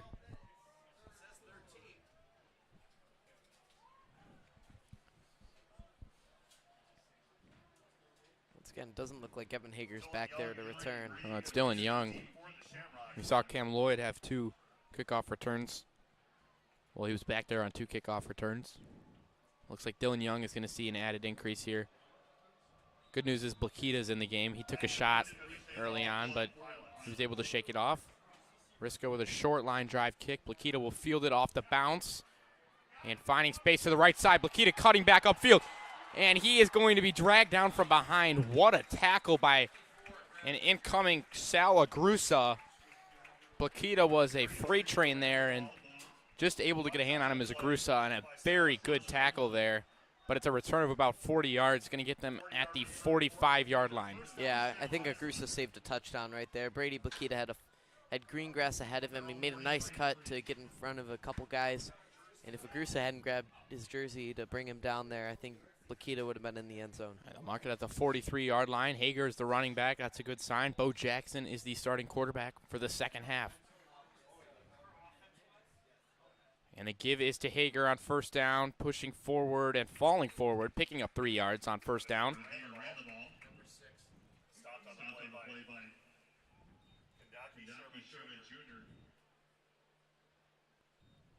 Good start for Catholic Central, moving the ball in the positive direction. They approach midfield on just the second play.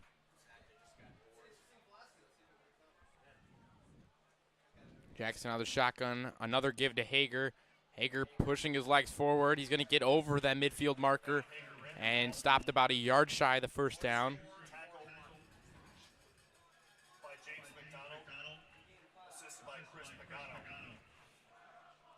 Hager looked good after that one. Didn't look to be in too much pain, but he does hobble off here. Yeah, they're going to send in Spencer Lyons now. Probably just trying to limit him. He's playing through a lot right now, it seems. This almost has to be a run play here.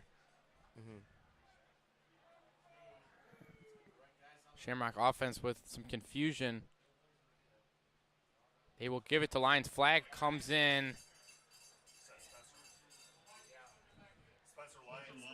Catholic Central debating between the 11 and 12 guy limit on the field there.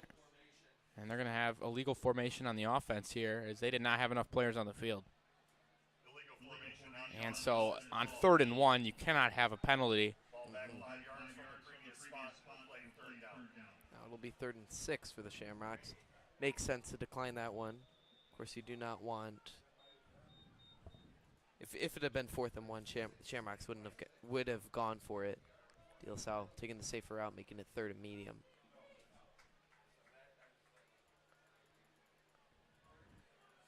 So now Jackson will line up in the shotgun. He's got 5 wide receivers on 3rd and 6. Morgan coming off the edge on the blind side, and Blakita was held from behind. There's no flag coming in. The coverage there by Peyton Babbage. Blakita thought he had his jersey tugged, and I think he has a case there. Yeah. Wonder if they're saying the ball was too far away for it to be called a PI or holding. Yeah, Jackson taking a shot there from Morgan, who once again is just coming off the edge, untouched. I wonder why they wouldn't block the guy with 3 sacks in the first half. High snap. Ewing controls it, though. And Sutton will call for the fair catch at the 28-yard line. And the stout Shamrock defense will go back to work.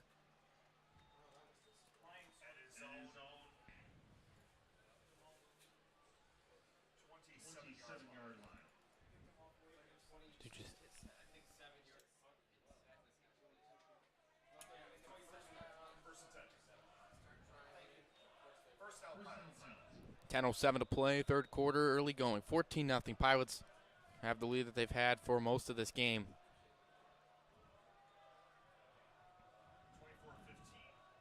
Shamrock student section trying to get in the head of Brady Drogosh here on first down. Sutton in motion. High snap. Drogosh keeps. He will file behind tacklers up the middle. Brady Blakita, Spencer Lyons will combine on the tackle. It's going to be a gain of about 8 yards here. Bring up 2nd and 2 for the Pilot offense. No points to show for it right now for the Shamrocks, but Brady Blakita on both sides of the ball is just playing outstanding. Getting open on offense, made a couple spectacular catches, and on defense, hasn't gotten burned. He's just guarded his man, made a few key tackles as well. And Blakita leads the Shamrocks offense with those 3 receptions. Drogosh in the gun. Give is to Rozier, right side, running room, lowering his shoulder, Jack Davis and Rozier.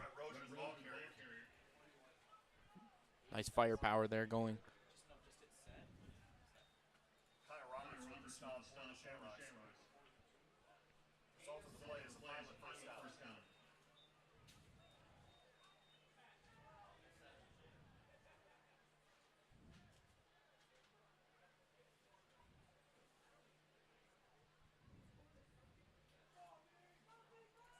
Motion man Campbell on 1st and 10. Drogosh rolling to the left.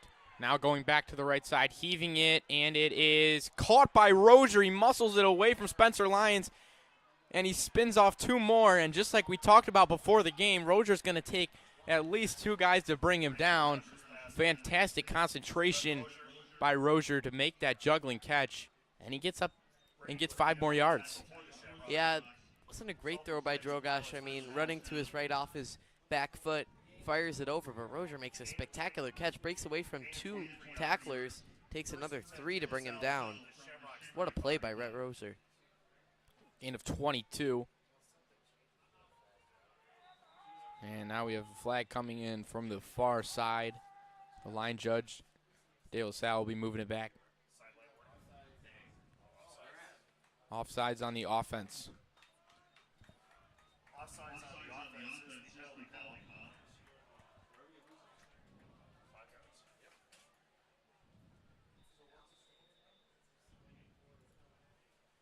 Moves the ball back 5 yards from the previous spot. Brings up first down and 15. That'll make it 1st and 15. Drogosh in the gun, 4 receivers. High snap. This is the Another second one. time we've seen it. Drogosh is going to pick it up, and he's going to try to make something out of this. Going down the sideline, Cam Lloyd making a nice play. And Tristan Nichols and Josh Root getting tangled up as we see a flag fly in at the end of the run. I think that might be a holding on Tristan Nichols. We're going to have a block in the back on Tristan Nichols here. And he got up very sheepishly at the end of the play. Very tender on their right foot. Well, this is traditionally at least a 10-yard penalty. But Anderson will choose to decline it, and it's going to be 2nd and 21.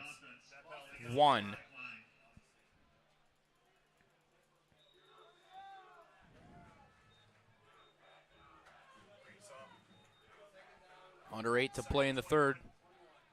De La Salle back-to-back minus plays.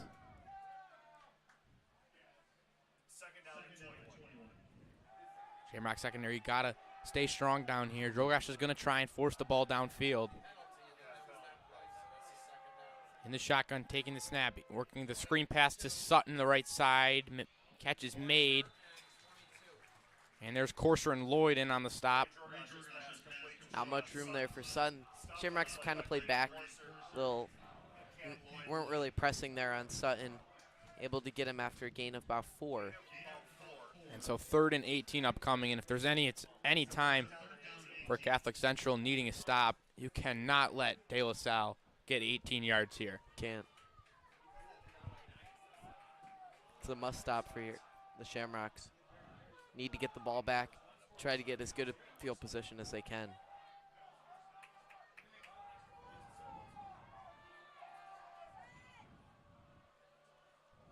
Gonna go 4 receivers here. Campbell is the tight end. Drogosh stepping up, trying to get away from Gubernich. Chucks it down the sideline to a Shamrock coach who makes the catch out of bounds, incomplete. Punt team on the field for the Pilots.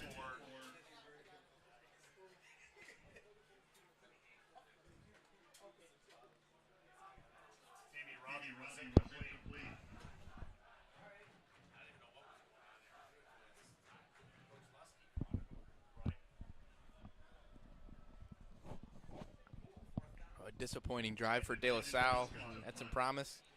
Got a first down. Nice throw to Rose. Nice play by Rhett Rozier to gain about 25, 30 yards. Low snap here, and he catches it off the bounce, and Courser almost getting a finger on it. Blakita calls for the fair catch, and a perfectly placed punt by Landon Riska. Braden Courser almost forced a turnover right there, almost blocked that punt. So we see special teams being an issue. You had the muff punt by Sutton. You had the muff punt by Blakita. And you've had a couple bad snaps tonight on both sides.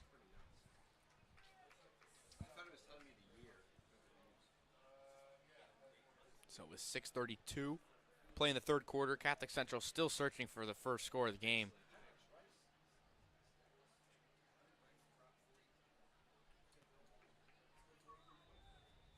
One-on-one wide. Brady Blakita. Wonder if Bo will take a shot here. First down give is to Hager. Hager's going to bounce it right side, run into his own man. He lost the football, and the ref coming in to call him down. That is, I don't think that's the right call. I think Evan Hager fumbled that ball. Oh, it's a break for Catholic Central either way. The sure-handed Evan Hager. Yeah, the refs have made a couple questionable calls in favor of the Pilots, but that one, I think that was 100% a fumble there by Evan Hager. Shamrocks catch a break. An extra lineman out here. You've got 6 guys on the line, deep in their own territory. Dwayne Johnson, the tight end. Hager, the running back, and the Blakita and Genrich are the 2 receivers. Jackson in the shotgun. Cornerback blitz coming from the outside, and that pass is incomplete. Griffin Phillips jumping the route. Dwayne Johnson, the intended target. Yeah, didn't look like Bo and Johnson were on the same page right there. Johnson was cutting back towards the middle, and Bo threw it more towards his back shoulder. Now on 3rd and 9. You got to be conservative here if you're Catholic Central. Or a couple chances that you could have turned it over there. You don't want to make a third mistake. I like the route. I like the streak down the sideline. It's safe, and it's one-on-one. DJ Lee's going to be the guy they'll go to if he's looking down the sideline, and they are on the short side of the field. Got to be careful with Murrigan. Pressure comes. Jackson stepping up, throwing, and off the hands of Connor Davey. Kind of a nightmarish drive for Catholic Central right there. Hasn't been much to cheer for. We're lucky they didn't have a safety shading Davey right there. That would have been a pick 6. Ewing's not going to have much room on this punt here. Sutton will stand inside Shamrock territory.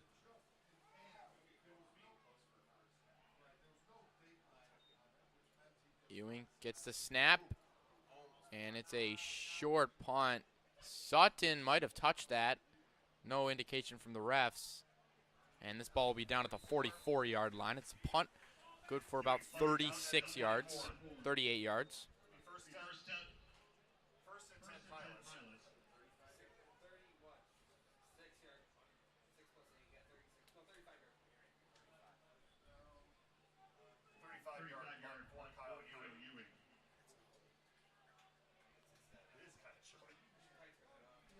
So the Pilots offense going back to work.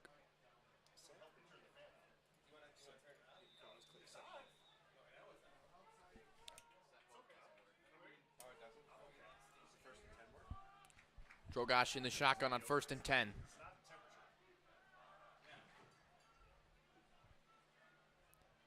Now De La Salle pretty much has the ball where they stopped their last drive. Drogosh taking the snap. It's a give to Roser on 1st down. Roser with some running room. Corser chases him down. Pulling him down at the 40-yard line. Gain of 4 for Roser.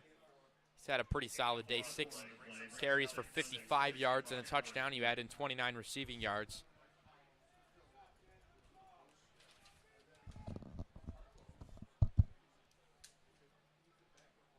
The Pilot offense continuing to move down the field. Drogosh on the quarterback keeper.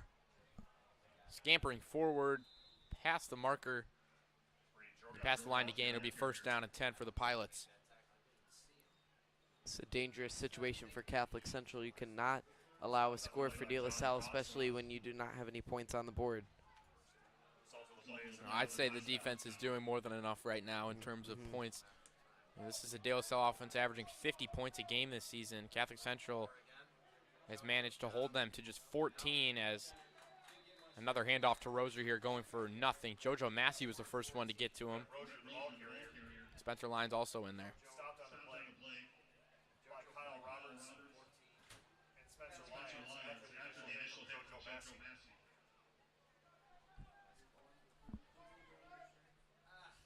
Pilots are managing the clock very well. We're under halfway to play in this 3rd quarter. Just about 4 minutes left to play. Drogosh taking the snap. Running to the right side. Has room, has a blocker. Lowers his shoulder, and he's got 15 more down the sideline.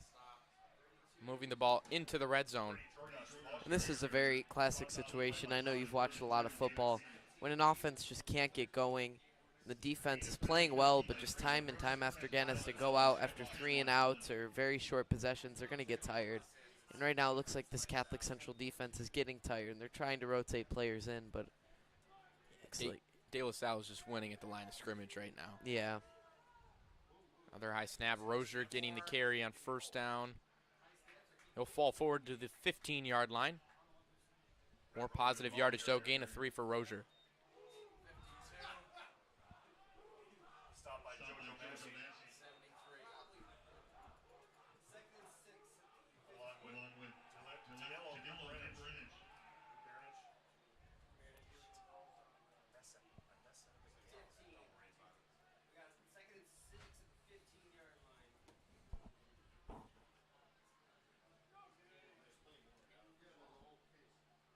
Rozier in the gun.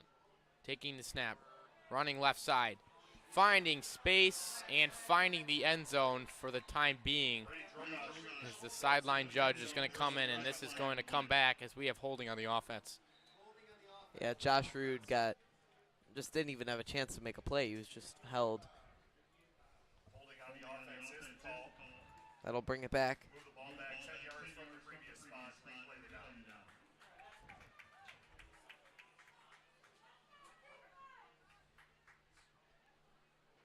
Kind of a break there for the Shamrock defense. Yeah.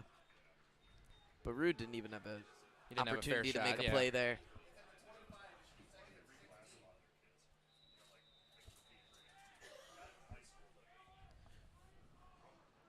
Second down, 16.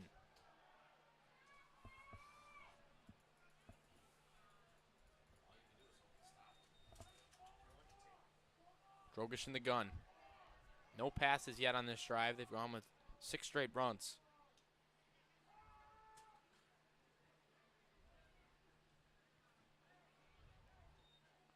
And they will stay with the run here. Drogish running to the right side and falling out of bounds.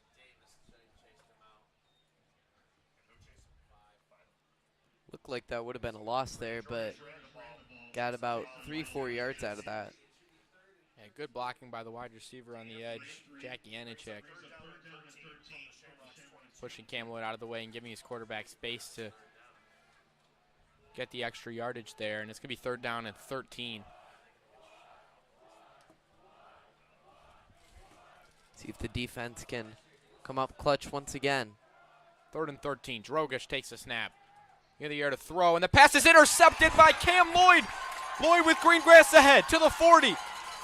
Makes a man miss at the 40 of Catholic Central, and then pushed out of bounds eventually inside Pilot territory. And probably the best play all game, and it's hard saying that with just 2 minutes to play in the third quarter, but all of a sudden the Shamrock offense has room to work. Cam Lloyd jumping the out route and taking it about 50 yards back. Fantastic play. Yeah, Nicholas Nielsen on the offensive line couldn't bring him down, but slowed Cam Lloyd just enough for a couple other linemen to bring him down. Overall, really nice play by Cam Lloyd there. Maybe that'll provide a spark for this offense as they start at the De La Salle 35-yard line. Lloyd's first interception of the season, and probably the first interception of his career. Jackson is the quarterback here, and they give us the Lions on first down. Lions falling forward. There's just not a whole lot of running room up the middle. De La Salle likes to stack the box with 6 and 7 guys.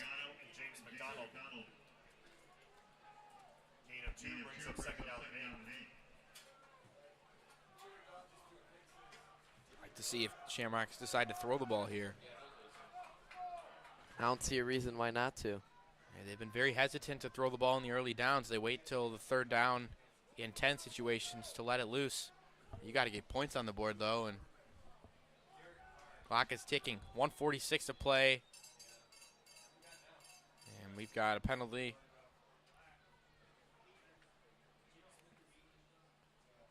It's going to be on De La Salle. They're going to It's call. going to be offsides on the offense. on the defense. Offsides defense. Oh, boy. I'm going to say one of the linemen, or not one of the linemen, I believe it was number 7, Jamari Allen, I think they said, was lined up in the neutral zone. Oh, it's 5 yards in the right direction for Catholic Central. Makes it a 2nd down and 3. Now you've got a little bit, you've got 3 plays to get 3 yards now. You can be a little bit creative here. I think this is definitely a play you want to take a shot. You can run the ball on 3rd down if you don't get this. I think Brady Blakita one-on-one is very enticing if I'm Bo Jackson. Biden comes in motion. Jackson takes the snap. It's another give to Lyons. He stood up at the line of scrimmage. Nothing doing. Nice tackle by James McDonald. He is their leading tackler on the season. That middle linebacker just coming right through the O-line. They're going to go no gain here, so 3rd down and 3. And Evan Hager, who's been limited today on a snap count ever since suffering the injury in the 1st quarter, is on the field on 3rd down with the Wildcat unit's first appearance. Surprised we haven't seen this unit a little bit more today, especially on some of the short yardage situations, but here we are. Yeah, just about 36 minutes into this game, and we're finally seeing Jaden Piden. Takes a snap. He's going to keep it himself. Left side, got running room, and a nice tackle. That was Griffin Phillips, safety flying in, and that's going to be no gain. And now 4th down and 3. It's a 45-yard try for Matagan. I don't think Coach Anderson's even thinking about the field goal right now. No, they're going to go for it here. Really, only the only decision that makes sense. I think I gotta like a short pass here. Yeah. And this will end the 3rd quarter, so they do get a chance to talk about this. No change in score over 12 minutes of the 3rd quarter. When we come back, the final 12 minutes of the 78th Boys Bowl. You're watching the Shamrock Media Network. Catholic Central 0, De La Salle 14.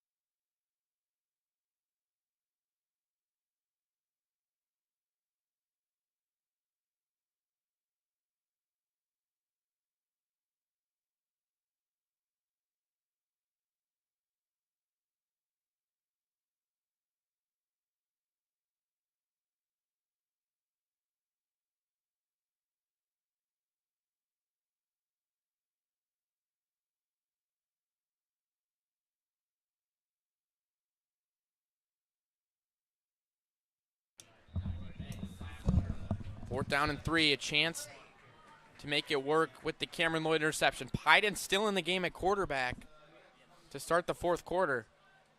Lyons is the running back. Dwayne Johnson is the tight end. Genrich lines up behind him, and then Connor Davey and Brady Blakita at the top. Piden will keep, and he is going to get absolutely nothing. Mason Moragan with his 7th tackle for loss. I'm confused why they didn't throw a pass on those 4 plays. They were moving the ball nicely in the first half on those short passes, but it seems like the run game is the only thing that Catholic Central wants to do right now. And with 0 points on the scoreboard, I think it's time to throw the ball deep. Need to do something different.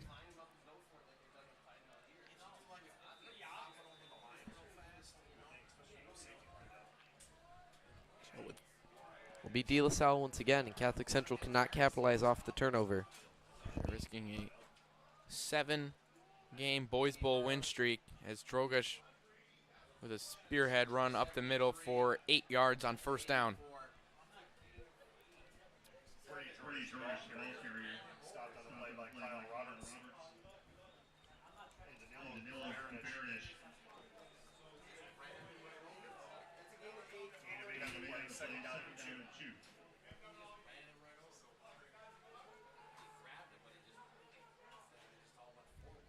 Give on 2nd down to Roser up the middle.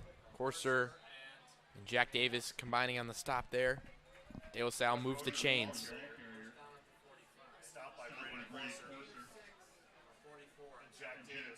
Yeah, running out of time right now is probably the biggest issue. Well, and that and the fact that you can't kickstart your offense.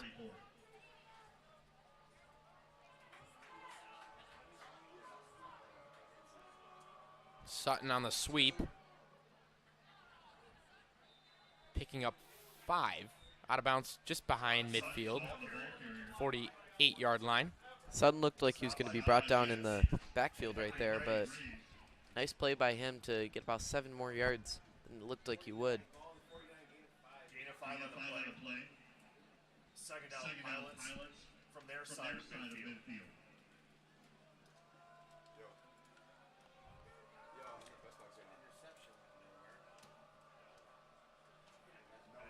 Drogosh in the gun, Campbell in motion.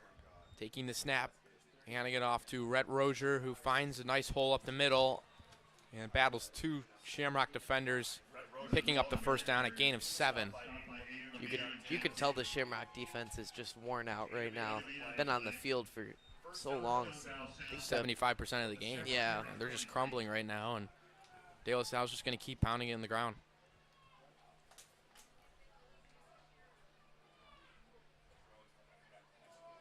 Sutton in motion again. Drogosh will keep it. He fakes the give. And Henry Graves and Stone Chaney will combine and move De La Salle back a few yards. Nice stop in the backfield there by the Shamrock front 7. Good play reading that one. Just the same design they had a couple plays ago, except Drogosh kept it. Shamrock defense read that one well. It'll be 2nd and 12. Working from the Shamrock 45. We approached the 10-minute mark.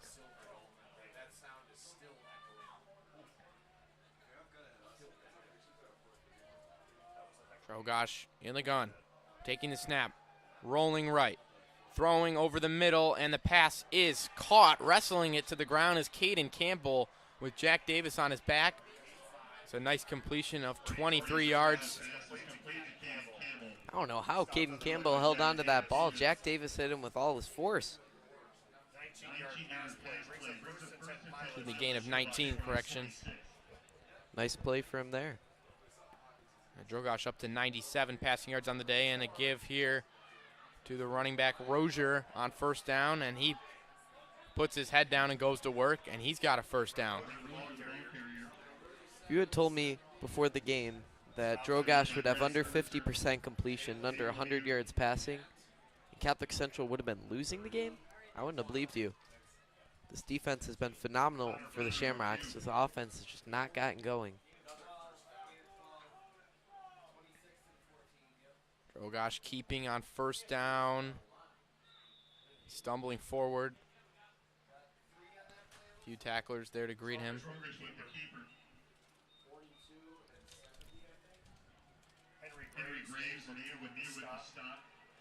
9 minutes and counting.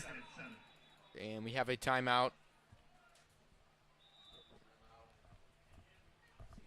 Coach Anderson using his first timeout of the second half to try and spark this defense to get a stop. They are worn out here into the fourth quarter. 9 minutes to play. De La Salle controlling that 14-0 lead they've had since the first minute of the second quarter. We'll be back in just 30 seconds here. You're watching the Shamrock Media Network.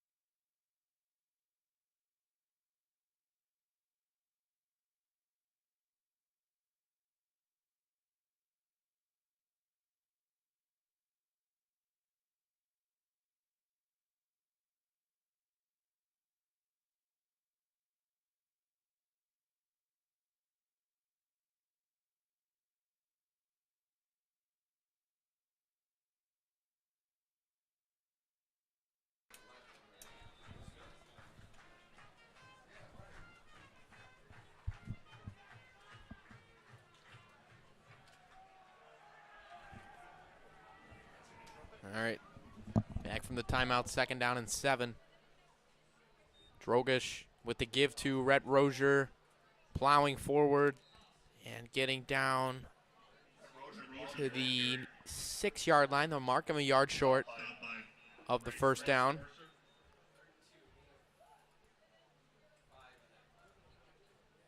Third down and 2.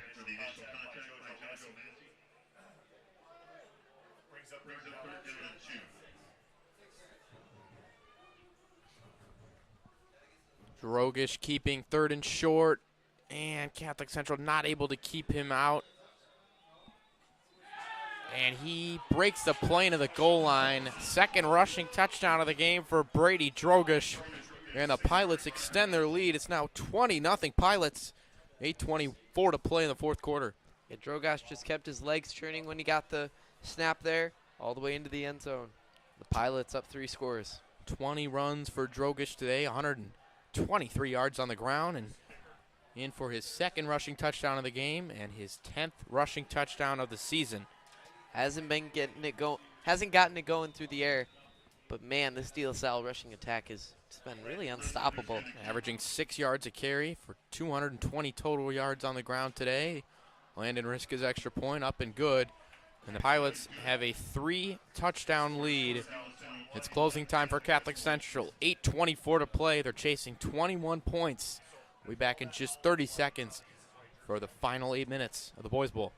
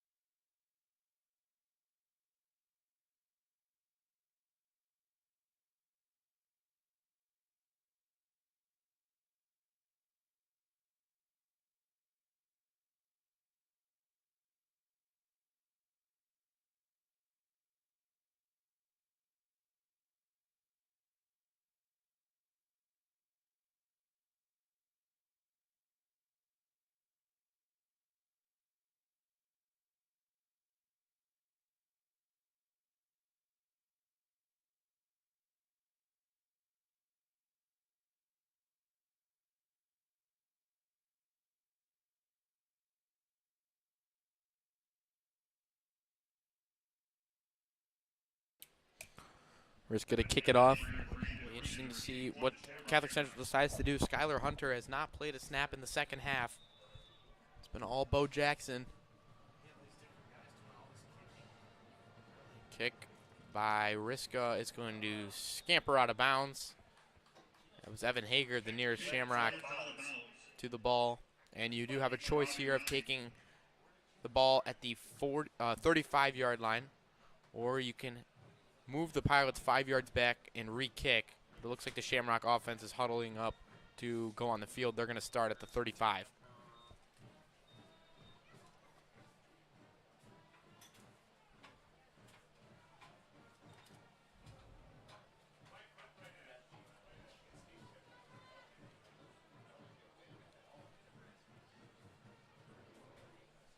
Winning jackpot of $2,316 goes to ticket number 346-322. 346-322. And into the game is Bo Jackson. Hager, the running back. They're going to give it to Hager on 1st down, and he's unable to find any running room at first, and the 2nd effort isn't much better. He's going to be brought down after a gain of 1 yard, as Hager is just yet to get it going today, playing on that bad ankle. And just 8 carries for 19 yards for the senior. It's been rough going for the Shamrock offense overall. Hager has not been immune to it either.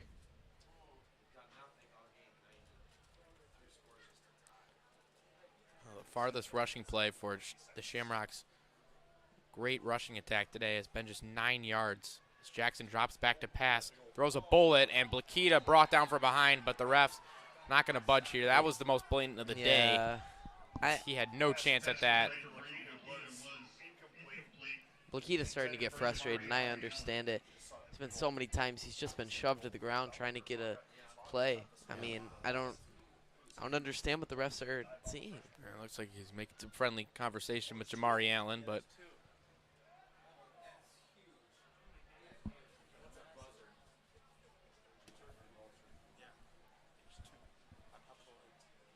so 3rd down and 9.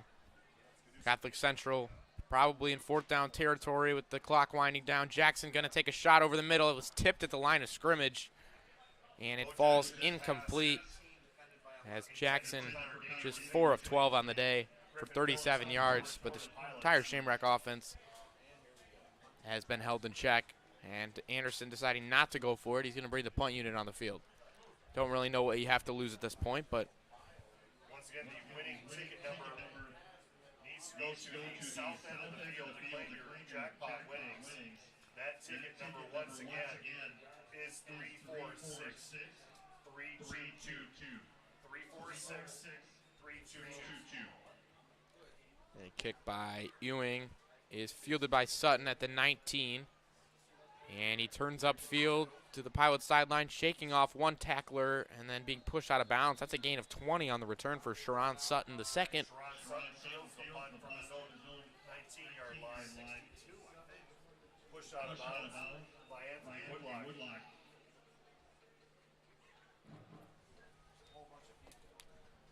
And a host of other Shamrocks.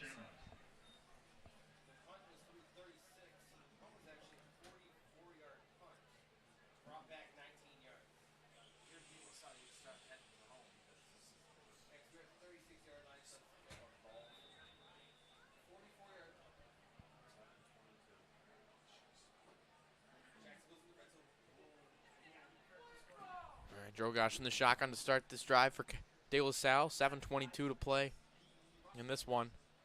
They control it 21-0. Can't really ask for a better performance from this defense. De La Salle has scored 40 or more points in every game this season, with their lone loss coming where they scored 42 points against Brother Rice. And what do they do after they lose? Well, they go out against St. Mary's and put up 56 and 3/4. Crazy.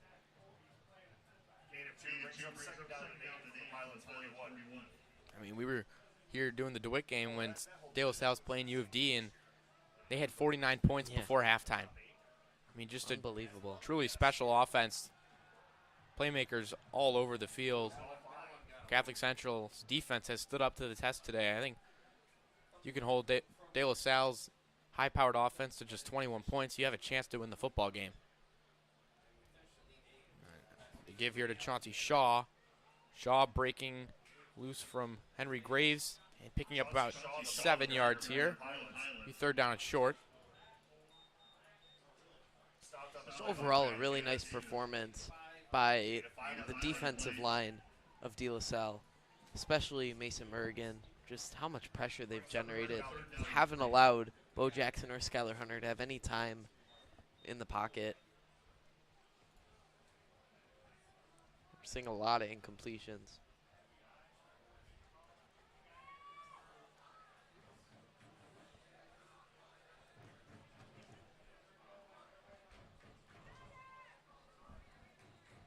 Drogish taking the snap, giving it to Rozier. Rozier pushing forward, did not get there. A nice stop by the Shamrock defense here, and we'll see if De La Salle wants to punt on 4th and 1 or if they want to try and go for it and keep this clock moving, because CC is not going to be able to stop De La Salle on the ground. Offense is going to stay on the field. They're just going to try to run this clock down as much as they can on this drive. You know De La Salle is running the ball here. You can send 10 guys into the box here. Drogosh will probably keep this.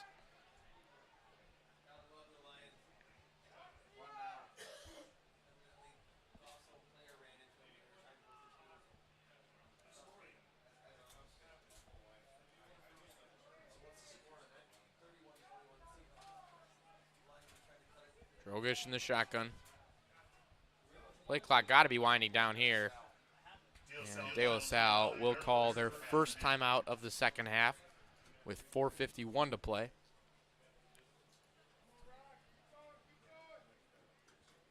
Shamrocks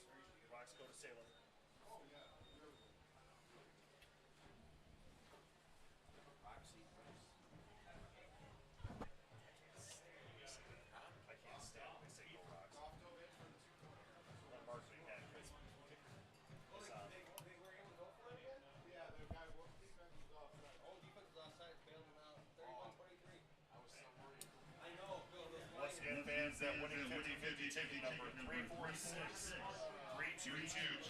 Be sure to visit the south end zone, south end of the field, near the dashboard booth to claim your jackpot.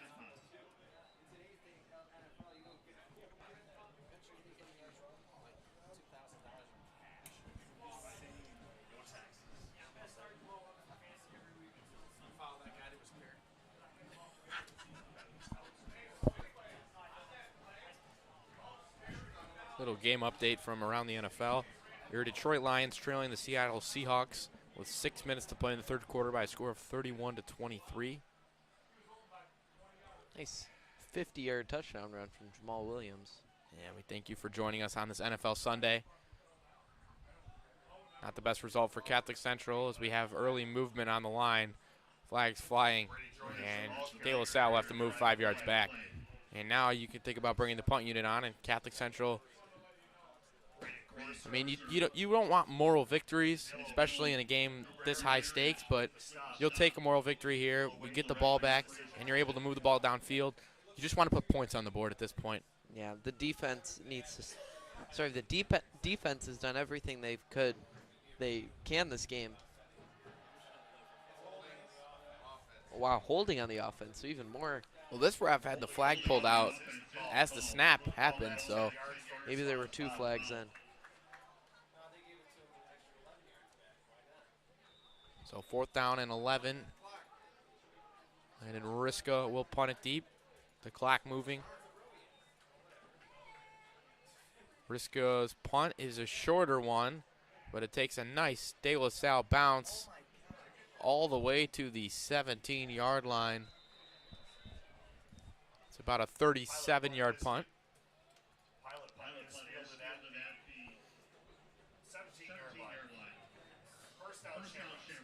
See if the Shamrocks can move the ball down the field on this possession. You really start to feel for these seniors. You know, Catholic Central with a win today was pretty much guaranteed a home playoff game. But now it's going to come down to that point system that the MHSAA has just recently put in place. Last year they were the first team to not play a home game. They were the 17th ranked team out of 32 teams. And we're hoping that we can get a home football game to do one more broadcast this season. Jackson going to dump it off, and he's going to dump it off to the wrong team. As there's Max Damaris on the interception. And getting down to the 3-yard line. Really not sure what Bo Jackson was looking for there. The screen pass read perfectly by Max Damaris. Yeah, I mean, he saw what was going to happen, and he jumped right in front of that ball. And so the Shamrock defense, who just got it out, a drive from De La Salle, has to go right back out there just 10 seconds later.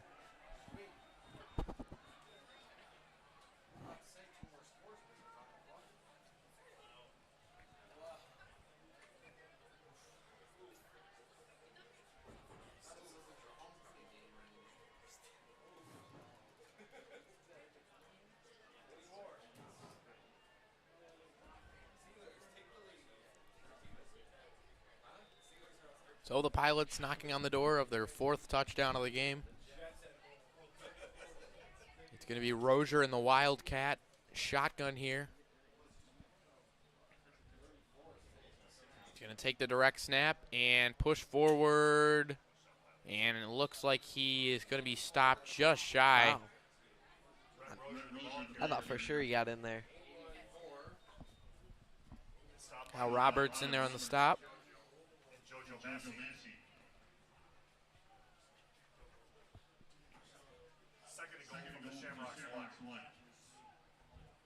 You mentioned in the pregame that Catholic Central's offense had to really work off of Brother Rice's performance passing-wise against De La Salle and kind of exploit what De La Salle's weaknesses were on defense. In the secondary. And just absolutely polar opposites. Blake Merrigue, Brother Rice's quarterback, threw for 398 yards. And CC has thrown for just 34 yards today, as there is Rhett Rozier in for his 2nd score of the game. Catholic Central just couldn't push it down the field. They only took a couple shots, and they were inaccurate on those. Have to recognize the ground game for De La Salle. 39 rushes, 234 yards on the ground, and Rhett Rozier pouring it on with his second touchdown of the game, and all 4 De La Salle touchdowns have been on the ground. Riska to kick the extra point to give De La Salle a comfortable lead. And it is 28-zip, 3:28 to play. Catholic Central will at least get the ball back one more time.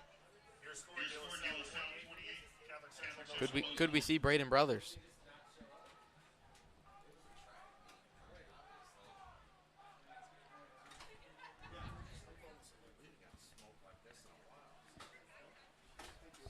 Well, we mentioned the last Catholic Central loss on Boys Bowl was back in October of 2014 when they fell to the Pilots by a score of 23-8.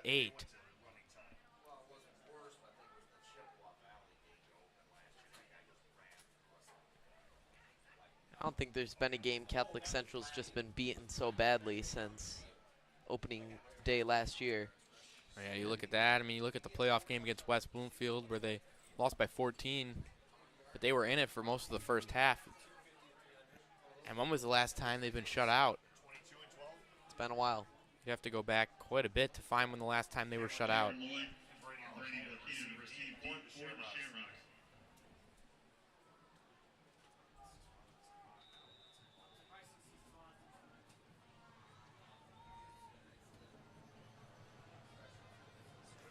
Little squib kick. There's Matthew Oliva on the return. Cuts it upfield and gets absolutely hammered. But he pops right up. The story of the game so far on that play. Looks like Catholic Central's going to get something going, and then Brother Rice just absolutely, or sorry, not Brother Rice, De La Salle absolutely stops them in their I tracks. think I found it. October 26, 2019. The CHSL Championship against Orchard Lake St. Mary's. It's the last time Catholic Central was held without points. A 13-0 loss. You know, Matt Oliva is now hopping over to the medical table. He got popped. Yeah, he's in quite a bit of pain there.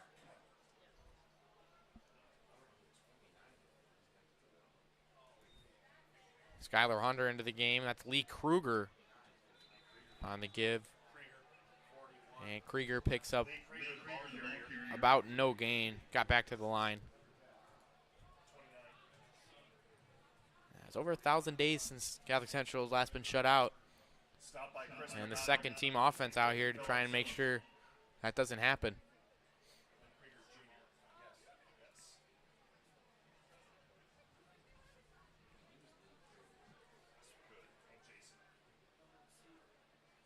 Hunter in the gun. Taking the snap and giving to Cam Lloyd. Lloyd running into De La Salle's defensive line.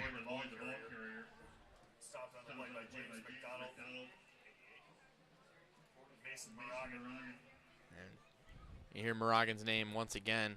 What an impact he's had today. 7 tackles for loss and 3 sacks. There's his 8th one. Just overall, haven't been able to stop him. Exactly. 3-star commit. Headed to Champaign in Illinois to attend the University of Illinois next season. Hunter will drop back to pass. Flying off the edge is Konakai Sherman Jr. Hunter is just going to have to take this one out of bounds. And that is exactly what we were talking about. When you look at good coverage, I mean, fantastic downfield coverage. All 4 of those defenders are in man coverage, and they are right in front of those wide receivers. Absolutely no room for Hunter to throw the ball. Yeah, no one got open there. Fantastic coverage by the Pilot secondary. Which, as you mentioned, that was their weakness, especially against Brother Rice. They allowed 43 points. And now Coach Anderson is down to his final play of offense today. Got to make something happen. 4th and 10.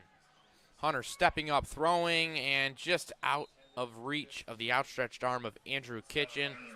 And that's going to do it for the Shamrock offense. They finished with about 50 total yards.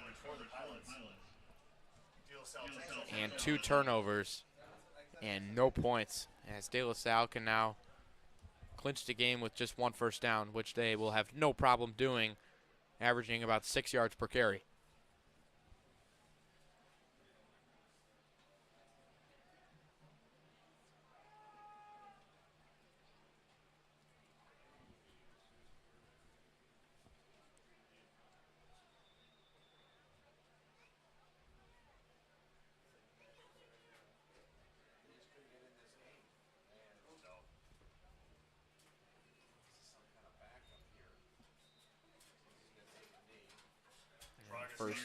First kneel down for Drogish, or excuse me, Dylan Trondle. Dylan Trondle into the game, the backup quarterback. Coach Anderson will not use any of his timeouts.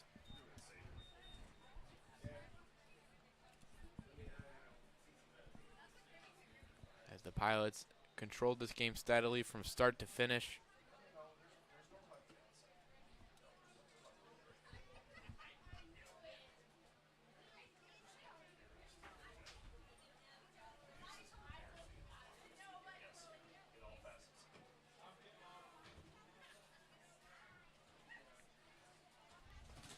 Second kneel down, 1 more will end the game.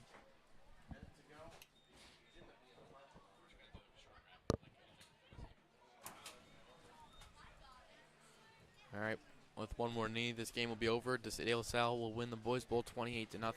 We want to thank all of you for watching at home, for supporting us over this season. Catholic Central moves to 5-2. De La Salle moves to Catholic Central moves to 4-2. De La Salle moves to 5-1 in the season. I'm going to shout out the rest of the stream team up on the roof.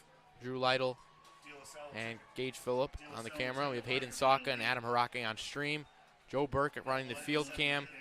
Next to my partner, Lucas Strach. I'm Josh Rothert, and we are signing off for possibly the final time this season. We just want to thank you all very much for this season. Catholic Central will visit St. Mary's next weekend. For the Shamrock Media team, signing off for perhaps the final home game of the season. Go Rocks.